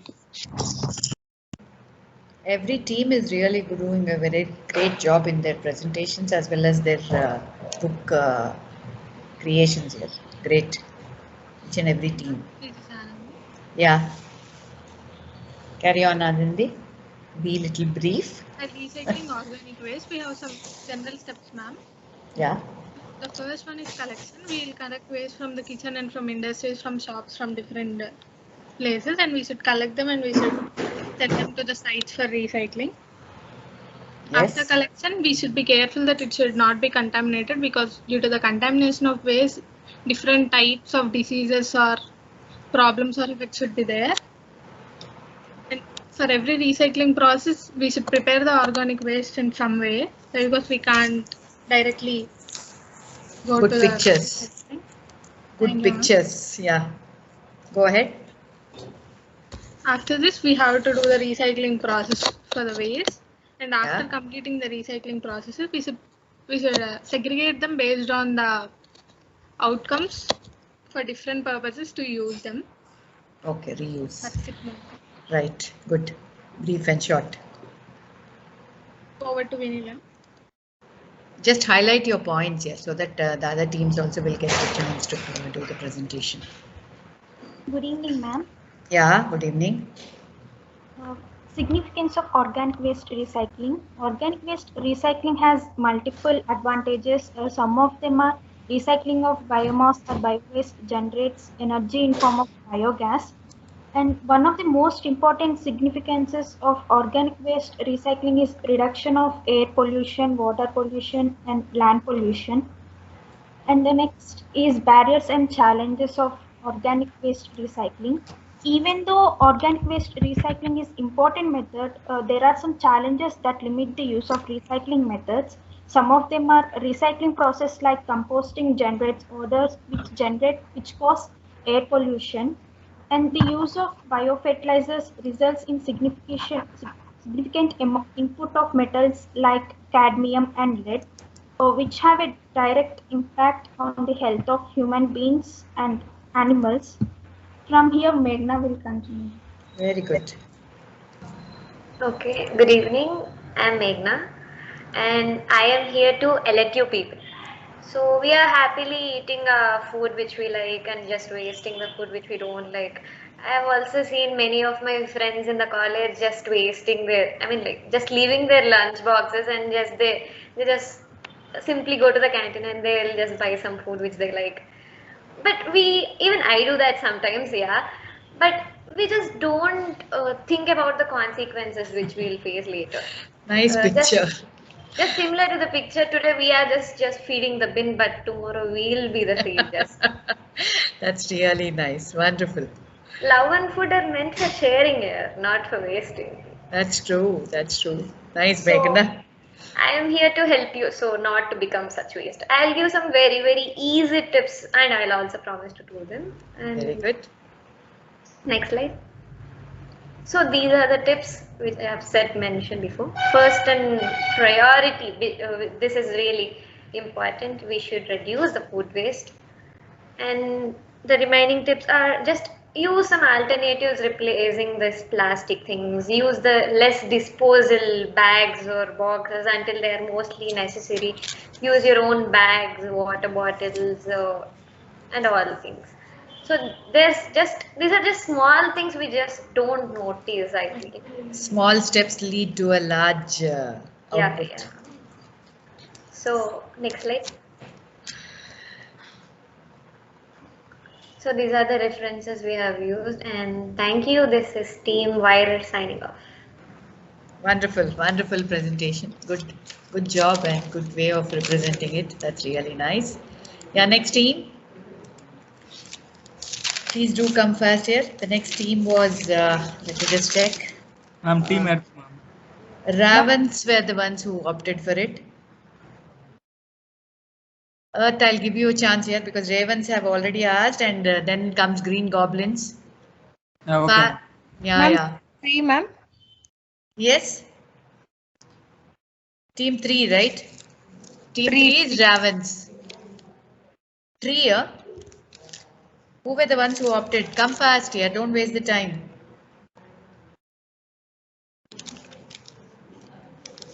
Who is sharing?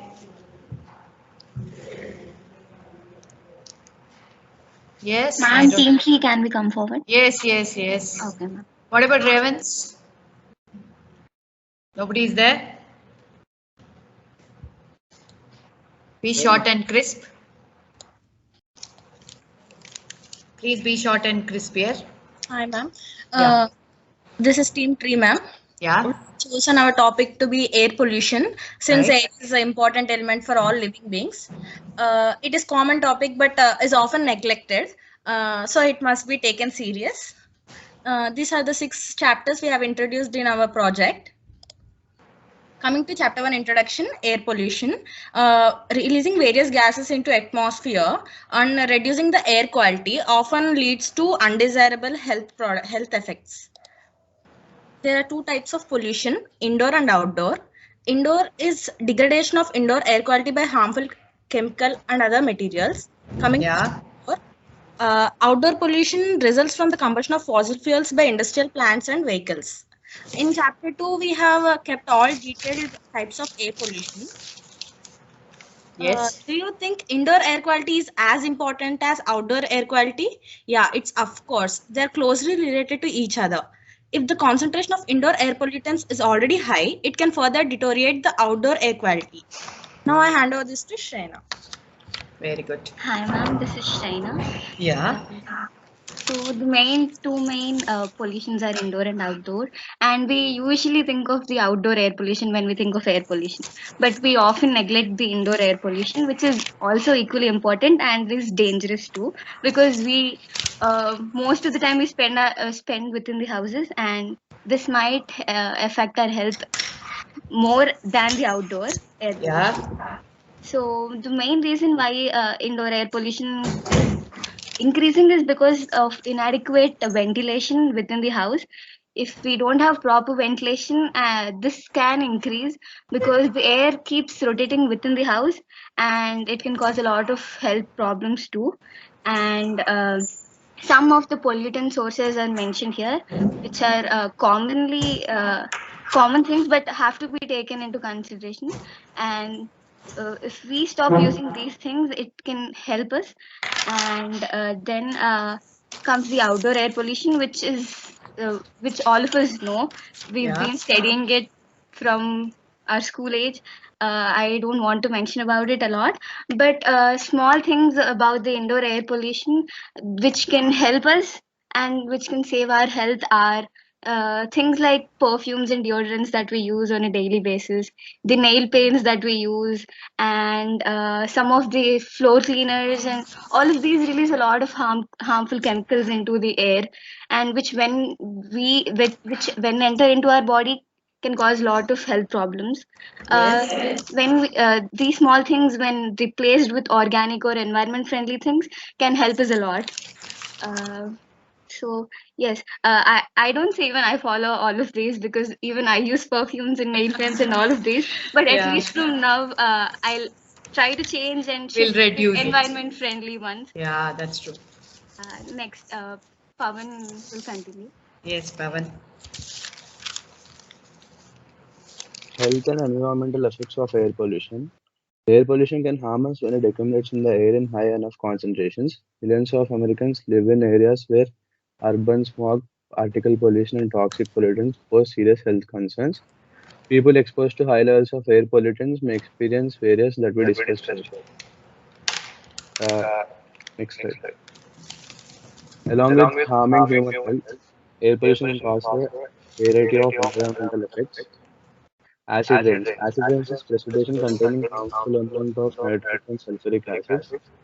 In the environment, acid rain damages trees and causes soils and water bodies to acidify, making the water unsuitable for some fish and other wildlife. Eutrophication. Eutrophication is a condition in a water body where high concentration of nutrients stimulate blooms of algae, which in turn can cause fish kills and loss of plant and animal diversity. Haze.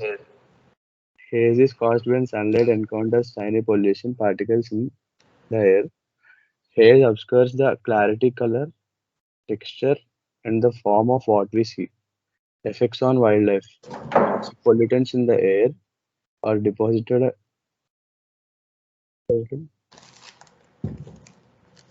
Yeah, carry on. Toxic pollutants in the air or deposited on soils or surface waters can impact wildlife in a number of ways.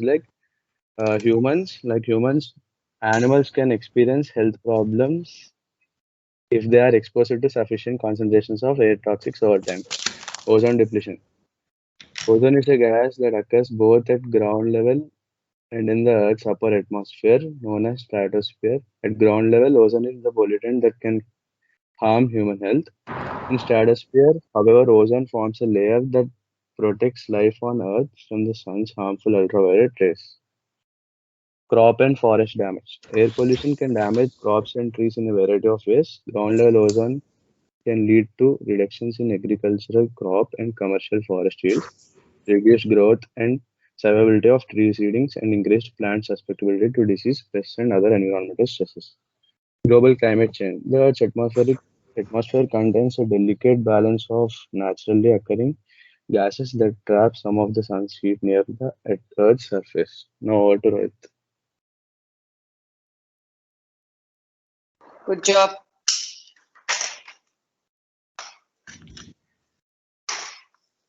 Carry on, Rohit.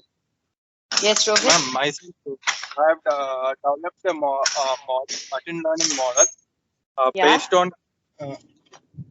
based on AQI, air quality index. We have taken Delhi data set because it is the most affected city, as we know, and we have taken the recent AQI of Delhi, and we have trained the model in such a way that to predict the later AQI of other cities. Yes.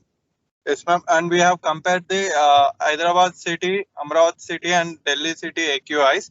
We have shown in the different kinds of plots, and we have given a map of top 10 polluted cities. This has been done by using Python language, and you can see over there, ma'am, area plot graph. It shows you the time. Actually, as the time permits, what is the it increases in AQI level, ma'am. See, if it is between the if you see between the 1 to 5 p.m., the transportation is very high, ma'am. Okay. So AQI automatically increases in that time period, ma'am. You can see it in the area plot graph, ma'am.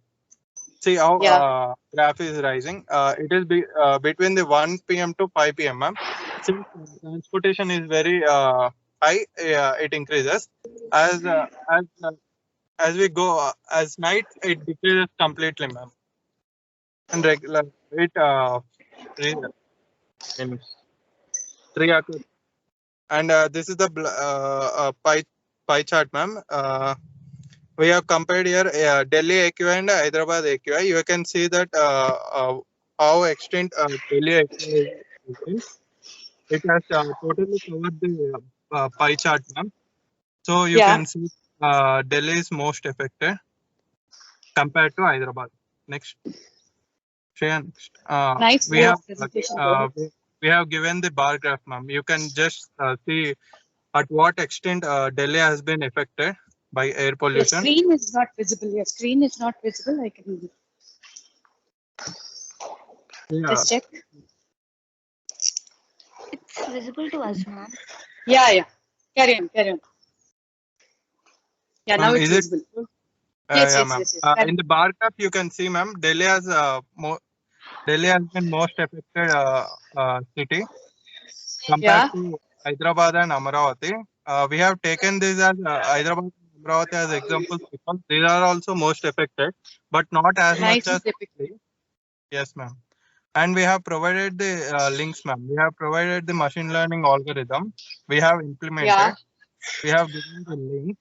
If you can also you can predict the AQI of cities, ma'am. I have given a machine learning model, ma'am. You have to just type the percentages of PM 2.5, all the percentage you have to type, ma'am. Just a composition of. Using machine learning and doing it is really great. Thank you, ma'am. Thank you so much. And here on, Tanmay will carry out. Okay, carry on, Tanmay. Hi, ma'am. Hi. This is Tanmay. As we move on to chapter 4, which is future scope, by now we get to know that air pollution is a big threat to us and it's the killer all over the world. Almost about 1.2 billion deaths took place in India in 2017 due to this pollution. Among these deaths, 1 in 8 deaths took place due to respiratory infections, strokes, etc. The situation has become in such a way that not only outdoor but indoor air quality is also affected worstly. So it is very important to control this situation because if this situation or pollution continues, by 2030 air gets poisonous and leads to situation where we need to carry our own oxygen cylinders or kits. And we may have many more health issues also. So it would be better if we follow necessary precautions to reduce the impact. Next slide. So what may be the solutions? As mentioned here, usage of energy efficient light bulbs and appliances and turning off lights, computers when not in use. And we must use an air purifier because it can refresh stale air, reducing the chances of health issues caused by indoor pollutants. So which can trigger respiratory infections, neurological problems, and etc. Next slide. Here are mentioned few tips which we can follow and which everyone knows. So I won't discuss about it now. Next slide. Here is an example of India's air pollution, which is being turned into story. So a person named Daryani launched a startup named Pran in 2017 to design an air purifier which is affordable. His main aim is to design an air purifier which is filterless and can collect maximum pollutants from the air. Like in hotels, they use indoor purifiers in which we have to change the filters regularly and which invests a lot of amount. He developed a device which can filter 300 cubic feet of air per minute and can store 11,450 cubic centimeter of pollutants. So these pollutants should be emptied for every 2 to 6 months. And later, he and his team realized that instead of throwing away those pollutants, we can just make use of it. So the carbon captured from the pollutant is given to the Carbon Craft Design Company, which is an Indian company, which makes fashionable flooring tiles out of it. So these tiles are then used in hotels, shops, etc. Next slide. These are few reference links which we used for making this presentation. Thank you. Very good, ma'am. Thank you from the team tree. Good way of doing it. Yeah, team tree. Nice way of implementing things into it and using your knowledge base for taking forward the environment. Good, dear. Good job. Thank you, ma'am. Which team is coming next? Team Raven. Yeah, please. You told it was green goblins. I started sharing. No, Ravens. Okay. Because Ravens opted for it, but they didn't turn up. I will stop, ma'am. Anyone can start it off. Let's wind up fast here. No problem. They can continue. Yeah. Whoever is coming, This is Green Goblins, right? Yes, ma'am. We are green goblins. Yeah. And through this project, we want to introduce the idea of hydroponic system, which is an alternative to the traditional system of farming. So let's directly get into the introduction. And you all know how traditionally farming is done. It's done with the help of soil, with water, and with the use of fertilizers and pesticides. But in hydroponics, we completely replace the soil with the help of water, because soil is only a medium which transports the nutrients from the dead and decayed organic matters to the roots of the plants. So the main idea behind hydroponics is to completely replace the soil and avoid many soil-borne diseases and also avoid soil pollutions. That's it, ma'am, about introduction, and Vishwant carries on from now. Thank you, Akshay. And coming to the detailed study of the project, hydroponics is the practice of growing plants using only water, nutrients, and a growing medium. Like instead of soil, hydroponic gardeners use only different mediums like coconut coir, perlite, and etc. In a basic form, the idea behind basic form, the idea behind hydroponics is to remove as many as barriers as possible between a plant's root and the water, oxygen, and the nutrients, which are very essential for the growth. And coming to the types of hydroponics, there are 6 types: wick system, deep water culture, nutrient film technique, ebb and flow, aeroponics, and drip system. And among these 6 types, deep water culture is very effective and easiest hydroponic system because it has a very convenient and comfortable setup which can be easily made even in a small space. And deep water culture is a growing method in hydroponics that sustains the roots of the plants in a well oxygenated solution. And this solution has nutrients which are required 24/7. Next slide. Coming to the benefits, we can get more yields in a less amount of space, and also the nutrients which are to be supplied to a plant will be supplied on time and in an efficient way. And unwanted weeds can be eliminated. Nice representation of benefits and downsides here. Thank you. And there will be no usage of pesticides and harmful chemicals. And probably many things have downsides. So coming to our downsides, the cost of initial investments will be more to construct, and the whole setups as it is somewhat complicated than traditional farming. And a high level expertise and also daily attention is required. The main drawback of this system is that some waterborne diseases can spread rapidly because the same water is recirculated throughout the system. And regarding results, Mandeep will discuss. Thank you. Thank you, Vishnu. Good. Thank you, Vishnu. As we see here, there is a graph which compares the plant height which grown in hydroponic system and soil gardening. Here, red bars indicates the plant grown with a hydroponic system, and blue bars indicates the plant grown in soil. As the days go on, the plant with hydroponic system is growing more height than the plant growing in soil. Here, with this, we will get more yield than the plant grown with soil. There is 20% faster growth rate and 25% more yields than the conventional farming. We can set up our own models using DIY products. Here, we conclude that compared to conventional farming, hydroponic system overcomes the drawbacks of soil gardening.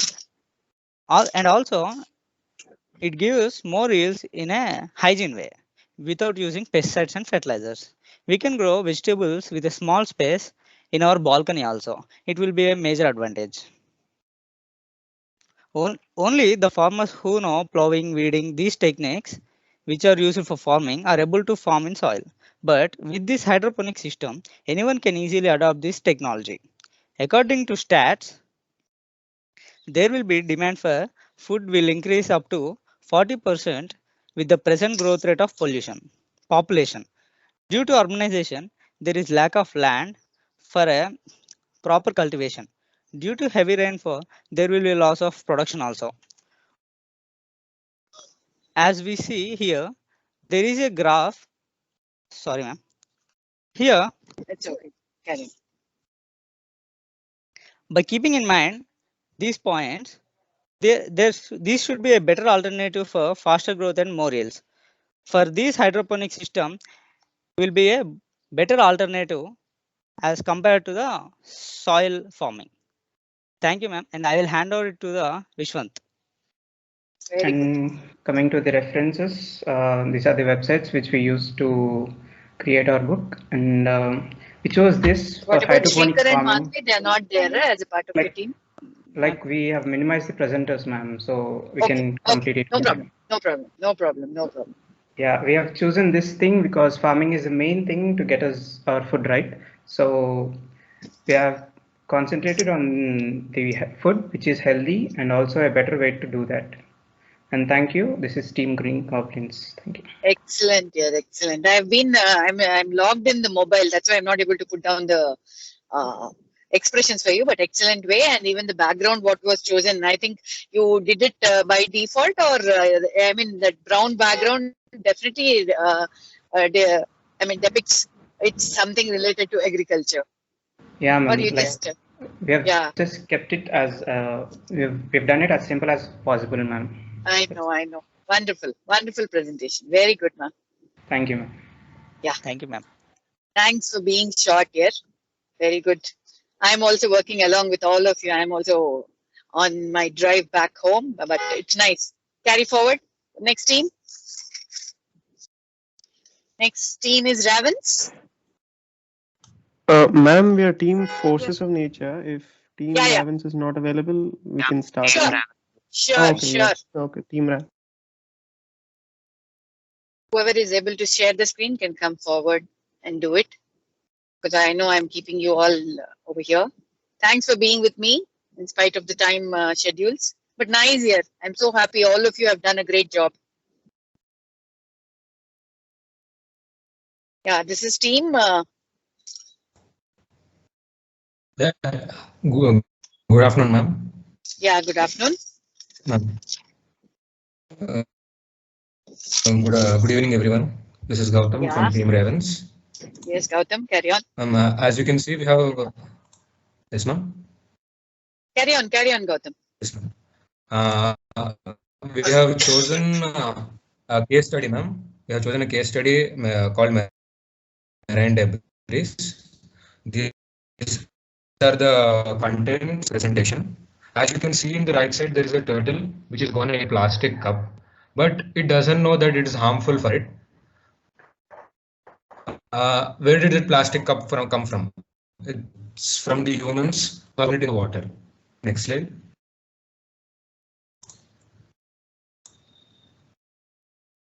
Hello.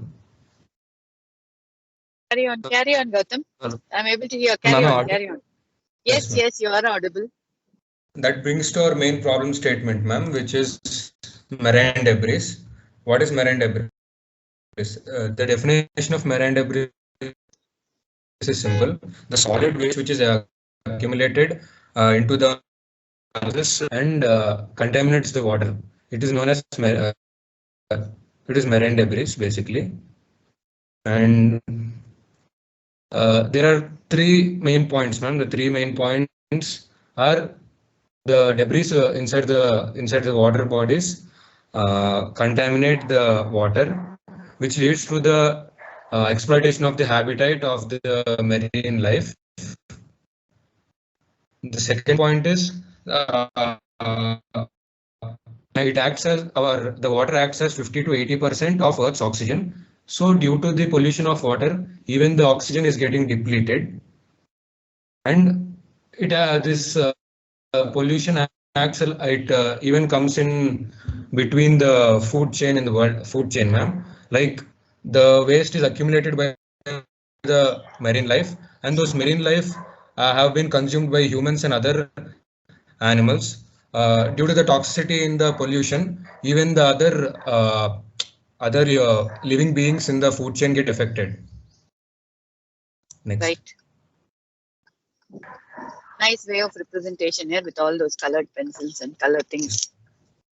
Yeah, carry on. Yes, ma'am. You can see those pictures in the right side. Like you can see that bird has consumed maybe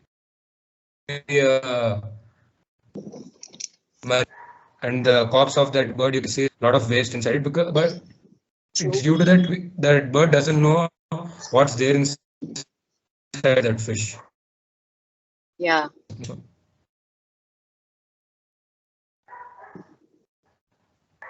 Rishta, next page.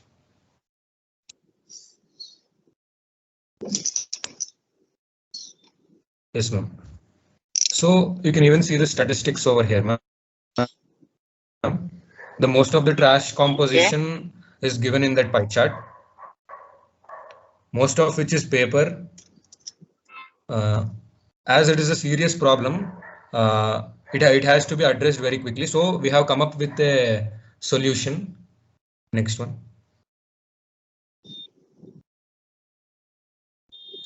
Yes, ma'am. Our solution is a Boyu. It's a machine which collects the marine. It's no. The further explanation of the machine will be taken over by Chaitanya. Very good. Carry on. Good evening. Good evening. Rishta blueprint.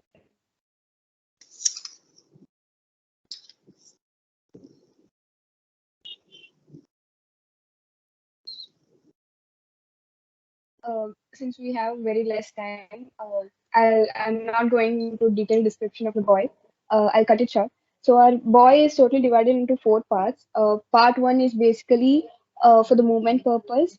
So as we all can see, we have a vertical tall cylinder and a wheel towards the wheel which rotates and directs the wind towards the parabola kind of thing, which can be a fabric or any polyethylene plastic.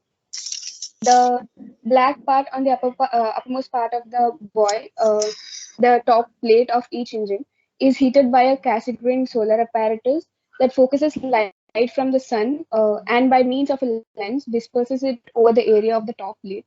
The black top plate is then heated, giving rise to a required temperature difference. The lower plate, should always maintain a constant temperature because in case if it doesn't have the constant temperature, there is a um, point where the reversal of the rotation might take place. Coming to the part 2, this part is used for the floating purpose. It is a large, light-weighted, streamlined support beneath part 1. It consists of a buoyant gas which helps in keeping the buoy floating. Part 3, the dark blue part, this is the most important part among all the parts in our buoy. This part is immersed in the water, and this is the place where the whole filtration thing takes place. The water enters the part 3 from the aperture on the right side. The first filter filters the waste of size above 7 centimeters. If in any case any marine life gets sucked in, then they can go out from the opening near the filter set 1. This next part is sieve. The sieve here stops the smaller waste and the water then passes through the sieve. The purpose of the Tesla valve is to prevent the reverse flow of water. And if in any case the sieve gets filled with waste, the sieve will send a message to the receiver on the land asking to clean the filter with the help of part 4. From part 4, Snaith will take over. This is the one which you said you have designed on your own, right? Yes, ma'am. Yeah, wonderful, wonderful job. Yeah, Snaith, go ahead. Good evening, ma'am. Yeah, good afternoon. Yeah, the part 4 consists of AI, and here the AI is a very basic and simple, and it has very few tasks to be done. Unlike in other missions where the AI has the most importance. And here the AI is the live component of the mission. It requires electric energy, unlike the Stirling engines which work on the Cassegrain apparatus. Has its own small energy through solar panels. The photovoltaic panels are attached to the sides of the machine. Uh, it performs few tasks which are given here, like to transmit radio messages to the land facility, like trash threshold reach, like the information about the trash threshold, and uh, in emergency cases where the engine malfunction and the breakdown takes place, and to roll up the sail during storms, and to provide momentum in case of failure of the Stirling engine to start. It consists of some sensors like motion sensor, ultrasonic sensor, and the GPS module.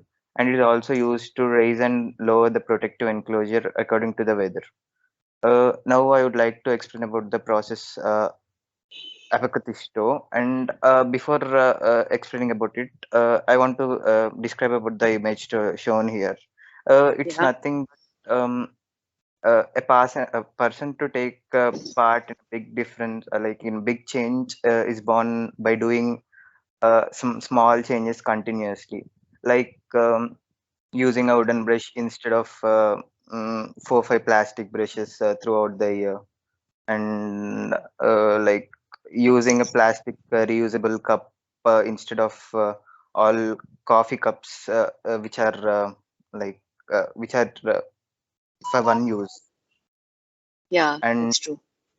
and preventing the use of plastic bags, polythene bags.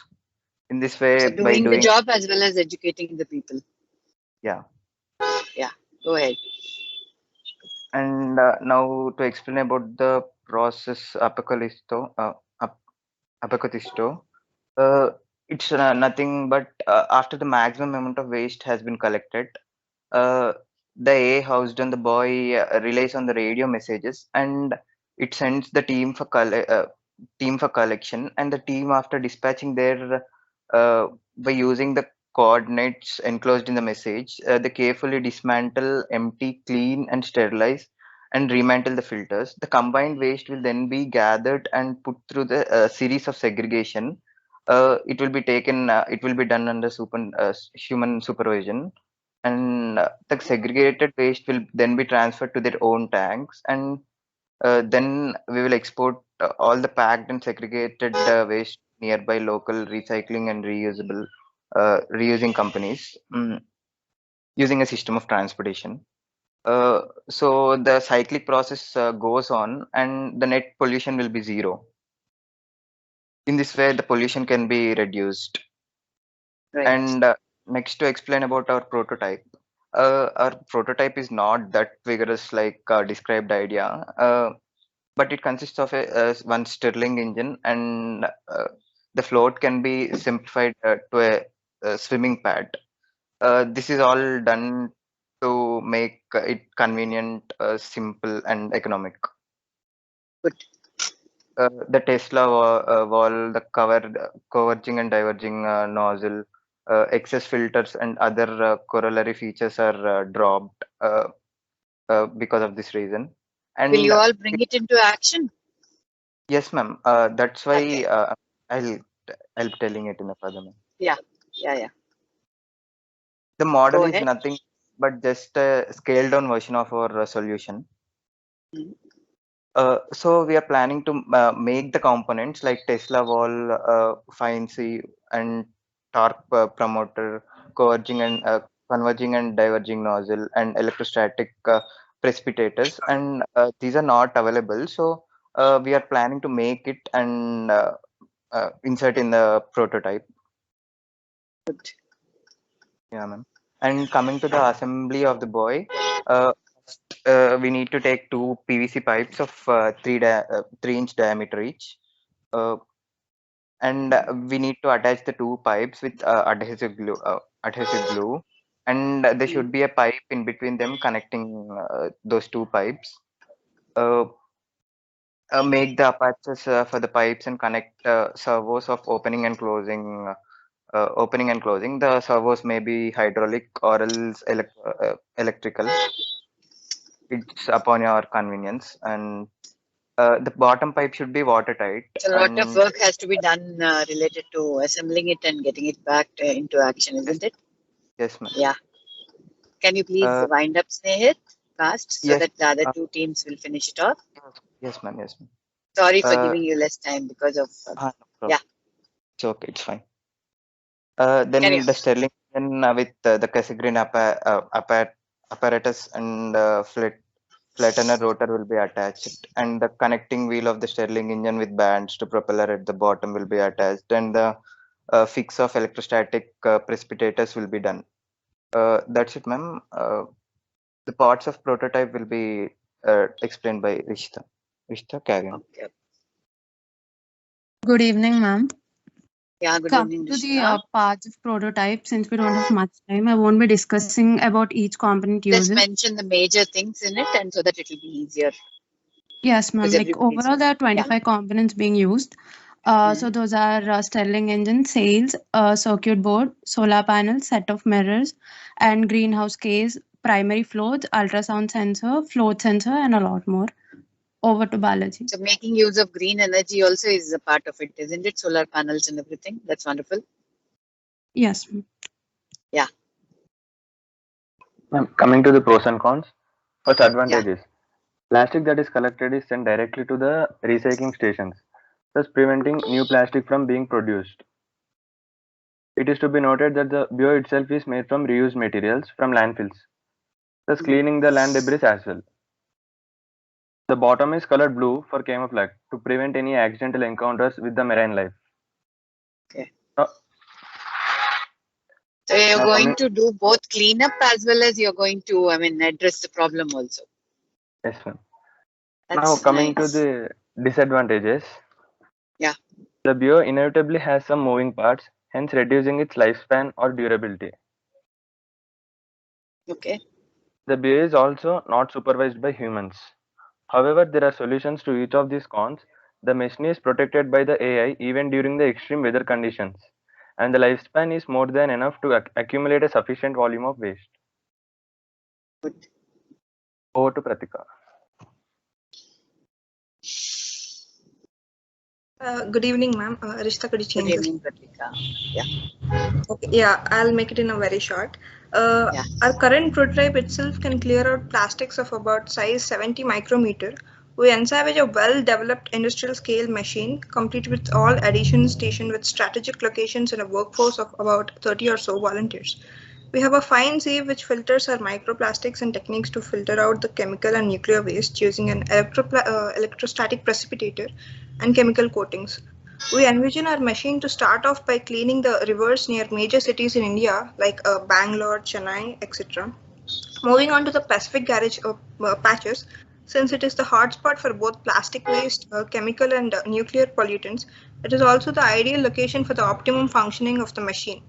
Our machine has a large operating range and is very versatile, can work well in all large water bodies. It has a very large working scale of about 2000 meters per day. And although our prototype is already very versatile, certain changes can be made for our industry grade machine. We need to first optimize the machine by setting the Stirling engine to ideal conditions using the correct power levels, using larger tanks, applying the restoring chemicals by using gallium arsenide solar panels, etc. etc. Once all these components have been optimized, certain substitutions must be made to, for the working factors of machine, using more energy from solar panels, using more sawdust. Certain components can be improved, for instance, using more sawdust. Finally, everything would be accordingly economized by using feasible and affordable materials. So finally, I would like to conclude that our boy Agnosagba will be used by marine life activists and by charity organizations who want to clean the oceans in a very vast scale, as our prototype will be used by big environmental activist organizations, recyclers.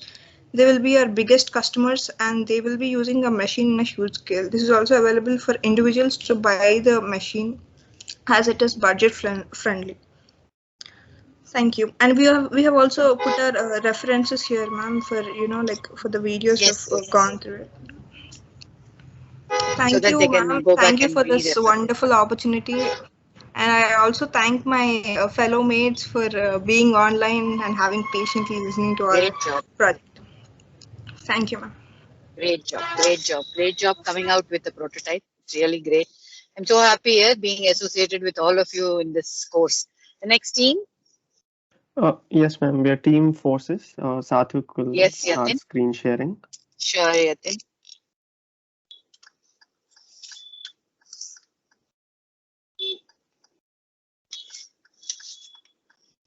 AI for Earth. Yes, nice ma'am. heading. Our topic is AI for Earth. We have chosen this topic as it is very much related to data science.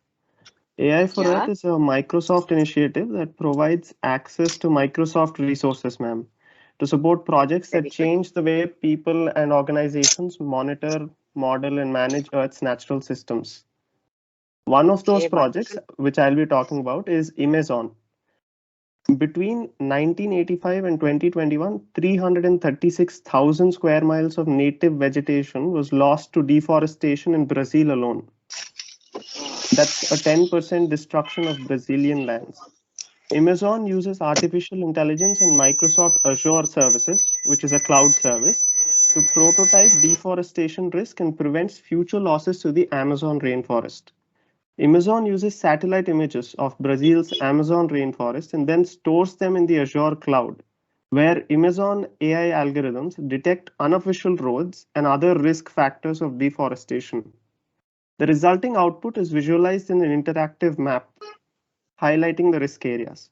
So how this helps us is, ma'am, it provides us the information which is used in support decision making for safeguarding the rainforest. The government can make better decisions in order to protect the rainforest. And next, Sangeet will take over, and he will be talking about one of the other projects that are funded by Microsoft. Very good. Good afternoon. Good evening, ma'am. Good evening, ma. So I would like to tell about the ocean cleanup project, ma'am. Yeah. So nearly 9 million tons of plastic enters our oceans each year, mainly through rivers. So this plastic not only impacts 600 marine species, but also introduces toxic pollutants into the food chain. Removing this plastic manually would be costly, time consuming, and lead to massive amounts of new carbon emissions. So the ocean cleanup uses machine learning to identify plastic in rivers, and it simulate how plastic moves in the ocean. These insights helps the cleanup system to remove plastic that impacts our ecosystem. And the ocean cleanup uses two cleanup solutions, one for the rivers and one for the oceans. The ocean cleanup uses a bridge-mounted camera to photograph floating objects and identify plastics. The interceptor, an autonomous collection unit, is positioned to collect the plastic for removal. And coming to river monitoring, it has a camera to capture images of debris moving through a river towards the ocean. And the images are analyzed in Azure to differentiate plastic from organic debris. The interceptor, a solar-powered extraction unit, removes plastic before it reaches the ocean. And Yatin will be continuing from here, ma'am. Actually, Satvik was supposed to talk about another topic, ma'am, but he has a mic issue. So I will conclude here. Carry on. So what I would like to conclude is AI is not a final solution to environmental degradation, ma'am. We can only use AI as a tool to equip us with better information and insights required to fight environmental degradation. So in this era of technology, we should try and use artificial intelligence and data science for better of the humanity by solving these kind of environmental problems that Sangeet and I just shed some light upon. Thank you, ma'am. Wonderful way of doing here, connecting our technology to explore the earth and also take care of the earth. Great. Good dear. Yeah, next team, the last team, Earth. Yeah, okay, ma'am. We'll share. Abhinay, what happened to your team in between here? They were not there at all within the breakout rooms.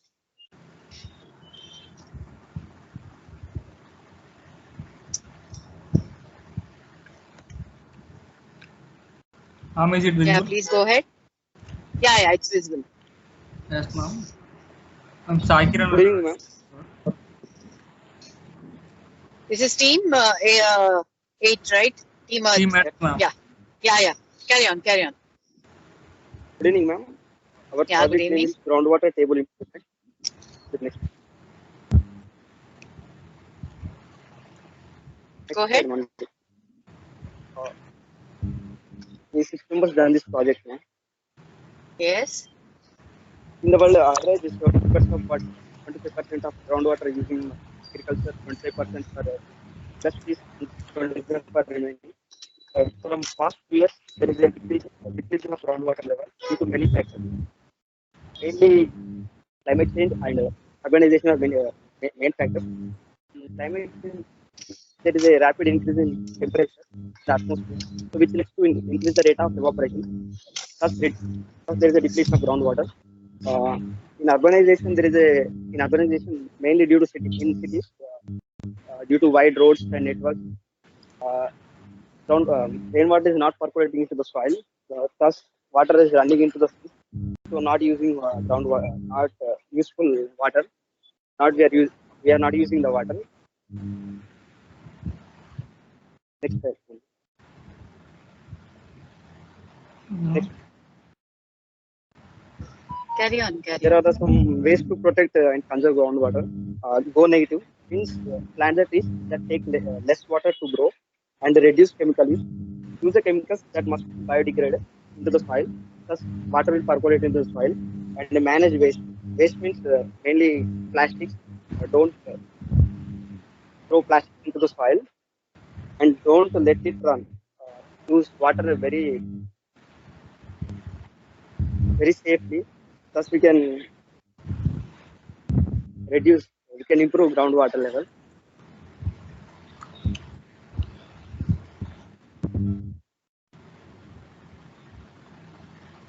There are some of the ways to improve groundwater level using percolation tanks. In villages, they are already adopted percolation tanks in every house. In cities also they are planning. Thus, we can improve groundwater level.